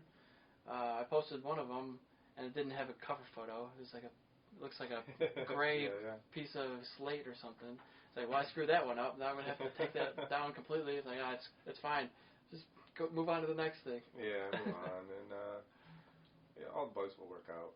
Yeah, and one day I think I'm gonna have a virtual assistant just do all this stuff, because it's not rocket science, but it takes a while to figure out. Okay, I need to put this part in, put this part in, to make it all work together. I'd really like to start using the dedicated microphones. That's a nice microphone. Thank you. It's not hooked up to anything, but it's I did some music recording in college, and I used this. I sold the other parts of it that goes to your computer, from the XLR cable to the computer. But it's a great mic. It'll do exactly what you need. It'll pick up the motorcycles outside that you hear. It'll picks up everything. So does this. But I'm holding off on the audio upgrade for a little while. This one's really good. It's not perfect because it's not 2 inches from your face. Right. I've noticed sometimes if there's highs, like we're getting excited or something, the next few seconds will be a little quieter. It's got an auto leveler on it, which I'm sure I can adjust the settings on, so it's not as extreme. But you want it to do that. Yeah, absolutely. How to adjust to the environment. Yeah. So one day I'll upgrade the audio so we'll have mics in front of our faces. But it's like I don't want to spend another $500 right now. These ones they'll be the podcast that you look back on and go, wow, that's where I got started. Yeah, I didn't have a curtain before. Finally got a curtain. Put them both cameras on one side. Yeah. So I finally have them up. They're all, but a couple of them are wired into a power source because I was losing power halfway through and I had to go over and turn them on again. Yeah. I have one. The camera I first started with, it would only record for 20 minutes at a time. So every 20 minutes I had to stop and go press start again. This one, I think one of the issues might be the power source. But with the case, you can't actually hook it up to a power source. So either I need a different mount or I need to drill a hole through the case. I think in the new one, the Hero 8, I don't know. I know you can have it open, but not in the case. Yeah. You have it open with the power cord in it, but I don't know if it'll actually record with the power cord in it. Most of them will, but this one is it's closed off, so you can't actually get in there. But I just got a timer, so I know how long we're going, because I feel like that's good, so I'm not checking my watch every 5 seconds. Yeah, smart. So, but yeah, it's getting better. I think if a year from now I could have 50 of these done. Good. It's exciting, man. Well. I talked to one of my vendors. I said, hey, I'm updating you. This is what's going on. And he said, oh, yeah, by the way, we could probably get a whole bunch of our athletes to come out and talk to you.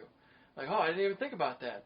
All these athletes that are sponsored by the companies that help me out, that are my vendors, those people should probably at some point, whether it's just going to be video conference, which is good too. It's not as personal. It's great. I would have probably never talked to those people. Right. And local bands or artists. There's big bands from all over the place that are also from Michigan. That would be awesome to have on. Probably you have to go after the low-hanging fruit when you're first starting. No, of course. Can't get Richard Frampton or something or whoever. Ellen, I'm not gonna come on for a while. But you get some of these bigger people, like even yourself, you had a pretty big following. A little following. It's bigger than some people's. Yeah. It's just cool to have these interactions, and I think it's better in person. You get more. It is a little more personable. Less interrupting each other. Yeah. Actually, I'm going to go on a podcast. I think it's the So You Want to Ride a Motorcycle podcast. Oh, yeah? It's a newer one. But he's got, I think, 47 episodes already. Nice. So we're going to do that. I think he's from New York, so we're just going to do video conference and I guess he'll have the rights to that, or he'll own that, footage that he'll put together. I won't have to edit any of that stuff. I think he'll do that. So it's the first one that I'll be going on. It's kind of cool. Go on somebody else's in the other seat podcast. Yeah. Now I'll be in the hot seat, right? You haven't done one on that side yet? I haven't. I thought about what am I going to do if somebody cancels. Am I going to just do a monologue? I could do just, I don't know. Yeah. Just talk, and there's so many options you could do. Yeah. You can do anything you want. There's no producer Right. telling you what to do. But yeah, I think eventually I'll do a monologue or two. And it'd be nice to go on other people's podcasts, I think, to just to help the reach. Because right now I'm getting so few views on these. It'd be great to branch out to other people's. And there's, like, what about the 89X podcast, right? They have one. That'd be cool. Yeah. Or motorsports related. Yeah, I can't think of who else. I know, what was it?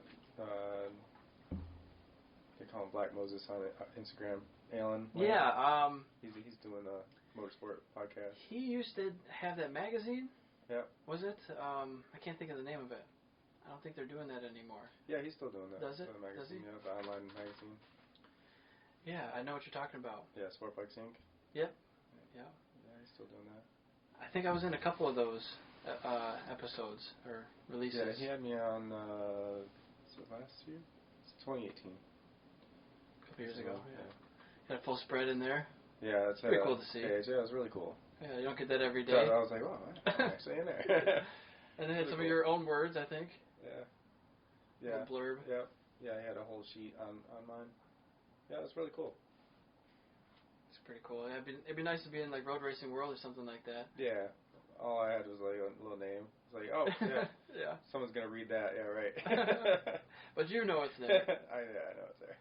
If you type in my name, I think I'm on Road Racing World online a couple times. Maybe in their magazines a few times. No pictures, just the race results of probably the GNF. Right. Probably 2012, a long time ago.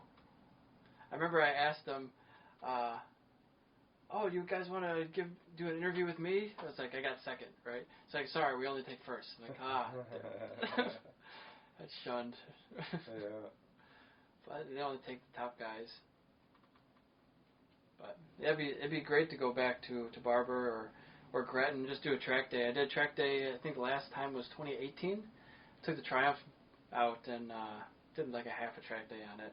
And I was so rusty, man. I didn't want to crash it. I was, normally you can throw the thing over in the corner and drag your knee, almost drag your elbow on the ground, and I feel really comfortable. But after you've been off the bike for 3 years, getting back on a motorcycle for the first time, you're going around a track day. Jeff was following me. He's like, man, I can't go this slow. He was going to ride with me, and I was just... it takes a little bit to get back up to speed. Trying to get back into it, yeah, for sure. And the fact that I knew that I was selling it, and I was not trying to throw it down the road after I just fixed it back up and everything. Right. But yeah, I've also thought about renting friends' bikes. Like there's a couple of people I know who have a couple different bikes that they could ride. What if you paid them a couple $100 to ride their bike for an afternoon? Kind of risky. It's risky. You got to have some sort of deductible, maybe. Yeah, absolutely. You work it out with your friend. If you throw it down the road, you better fix it, or they're going to be really nice to you, or make it up a different way, whether you do construction or house building or bathrooms. Yeah. Yeah, that's putting money between friends. It's a risky situation. That's how you lose some friends. I guess so. Obviously, if I were to crash anything, I'd pay for everything. But maybe that's a way to spend a couple $100 a weekend and be able to get back in. If you ever want to ride the R6, I'd let you. Yeah? I know your skill level. Yeah, it'd be fun. Maybe when this whole COVID thing calms down, we'd start doing track days again. I might consider. Yeah, I'll be at the track lot, hopefully, as long as all this stuff clears out. Yeah. I'll be riding a lot. I gotta get out there, at least see you guys ride. I'd like to maybe go to Indy this year. Been thinking about the Indy Moto America race, not to ride, Yeah. but just to go there, and it's a fairly close one. It is. Maybe Pittsburgh is closer. I'm not sure. They're both fairly close, so I think Pittsburgh maybe 4 to 6 hours, something like that. Yeah, Pitt's not bad. But Moto America at Indy, first time that they're doing all the bikes, all the classes there. That's a first. It's it'd be exciting to go and see them not do the. It's not an oval, but see them do the road course there. Yeah. And no MotoGP there this year again. Just be Coda. Yeah. No Laguna. No Laguna. That's sad. Yeah. I would kind of like them Superbike at Laguna. to go back there, but Laguna is a unique track. It's kind of a short. I mean, the distance is probably 2.3 miles, something along those lines. But I think it's a short track is in top speed, right? They don't probably get out of fifth gear. The long straight. Because it's got that kink in there. Yeah, I mean, it is a bus stop to a long straightaway to turn 1-2, but you get going pretty dang fast there. Yeah, you're cooking, but it's not like a Coda. Yeah. It's not full maxed out. Right. Pin for how long? Yeah, right. 40 seconds or something. It's just different. So maybe that's the reason why Coda has stepped up. They're now the North American track that everybody wants to go to. I mean, it's a great facility. I've never been there, but I've never ridden on Coda. I've done Laguna a few times. Yeah, it'd be cool to. I think Coda's got a little bit of everything. Yeah. It's got decreasing radius turns. It's got like a quadruple apex right. Yeah. A really fast straightaway in the back. We got a couple of fast straights. That crazy turn one. Yeah, the turn one is wild. I've thought about. That'd be a fun one to ride. Yeah, I thought about maybe living in Austin, or maybe not Austin, but Texas. Going somewhere down south out of Michigan. I don't know when. A couple of years, maybe 5 years. Yeah, said that 5 years ago. I don't mind too. So all my family's here, and is born and raised in Michigan, so it's what kind of holds me here. Yeah. Yeah, just warm weather would be nice all year round. I mean, you could go outside when it's like this in February. Yeah. I went to Florida. Nice, but yeah, some summer days you can't go outside because it's too hot. Right. There's a flip side of that, but I think I'd rather have the heat than the cold. Yeah. I mean, I don't want 130 degrees in the middle of the desert. That's not fun either. Yeah. No. I think somewhere like in the middle ground. Like kind of like Kentucky weather. Kentucky? Where it's like, it gets kind of cold, but it's maybe not a ton of snow. Yeah. The Owensboro boys are showing up, right? Yeah, right. But it's decent weather most of the year. Yeah. That'd be nice. I can see that. I don't know if I'd want to go all the way to the heat, all the way to the desert. A little too far? Yeah, Texas is pretty... It's pretty hot. Pretty hot and dry. Yeah. Well, I mean, like, what's a good spot? I guess Kentucky, but I'm thinking I don't want hurricanes. I don't want tornadoes. I mean, Tornado Alley, that's kind of Texas. Yeah. But somewhere where there's less natural events. Michigan doesn't have many natural disasters, although flooding recently. Right. We have those dams that we all take care of. But for the most part. We worry about tornadoes a little bit, but not like Tornado Alley. Yeah. I'm just kind of done with the cold. I love snowboarding. I know. I do love the snow, but I love motorcycles more. So you need California, where you can go board in the mountains and come down and it's warm. But then I'm looking at the cost of living is astronomical. That's really why. I mean, otherwise, and the number of people. You can't have a shoebox without $2,000 a month.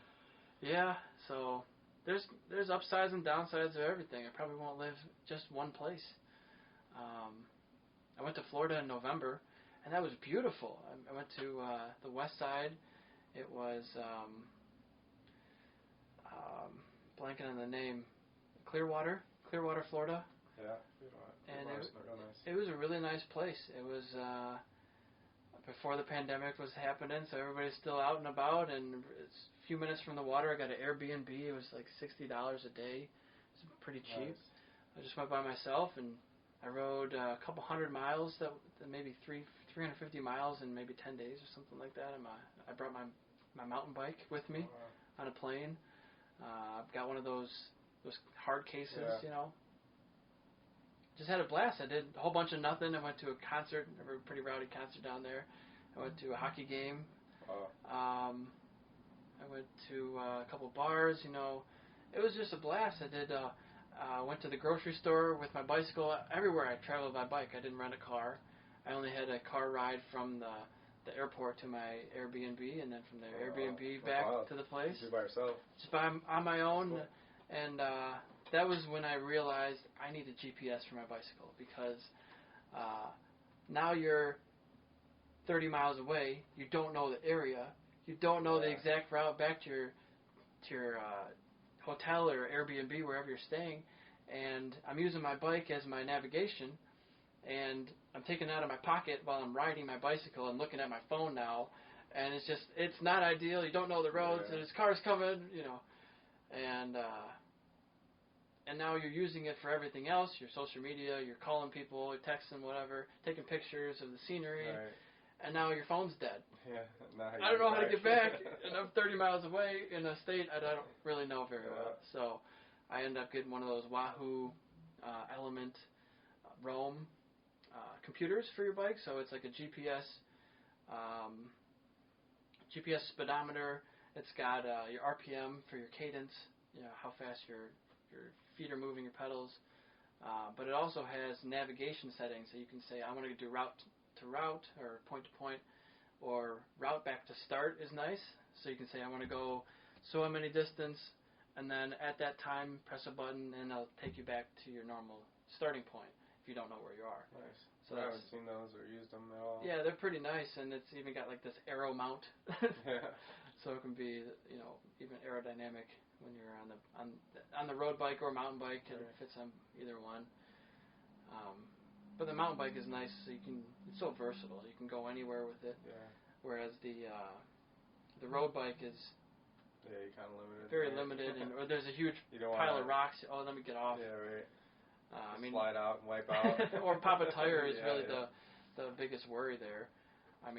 We can go over dirt and rocks here and there, but nothing too jagged, too crazy. So that was about 2 hours. I think we could probably cut it there. Cool. Don't want to bore people, but sometimes it feels like, man, we just started, or a lot of times. To catch up on. I've been listening to podcasts, and sometimes they're 3 hours, and it's like, man, I could have kept listening for a while longer. Maybe sometimes take breaks or do whatever in the meantime. So, yeah, I'm excited to get this finished, to get this, have you over, and thanks for having me. And talk to you. And you already said where people can find you. I'll put some links in the description of those places. And hopefully I'll have you on again. And thanks for coming. All right, thanks for having me. Today's featured product is IRC Components. IRC makes auto blippers and quick shifters for your motorcycle, available for Aprilia, BMW, Ducati, Honda, Kawasaki, KTM, Ohalvi, Suzuki, Triumph, Yamaha, and DynoJet Rapid bikes. This will help your quick shifting. This will help you cut your engine power so you can have perfect, seamless quick shifts with upshifting, and if you're downshifting, there's also an auto blipper, so it'll do that for you as well. Check them out now. We also have Spark Italian exhaust. These come straight from Italy. They've been around for 40 years, Spark Exhaust has. They're handcrafted for the ultimate in performance, sound, and weight reduction. They have full exhaust systems, semi-full, and slip-on exhaust. They also use exquisite components like titanium and carbon, so that you have the best in weight reduction, power, and sound. Check them out now. You can buy them on ericswanracing.com and shopesr.com. Thanks, guys.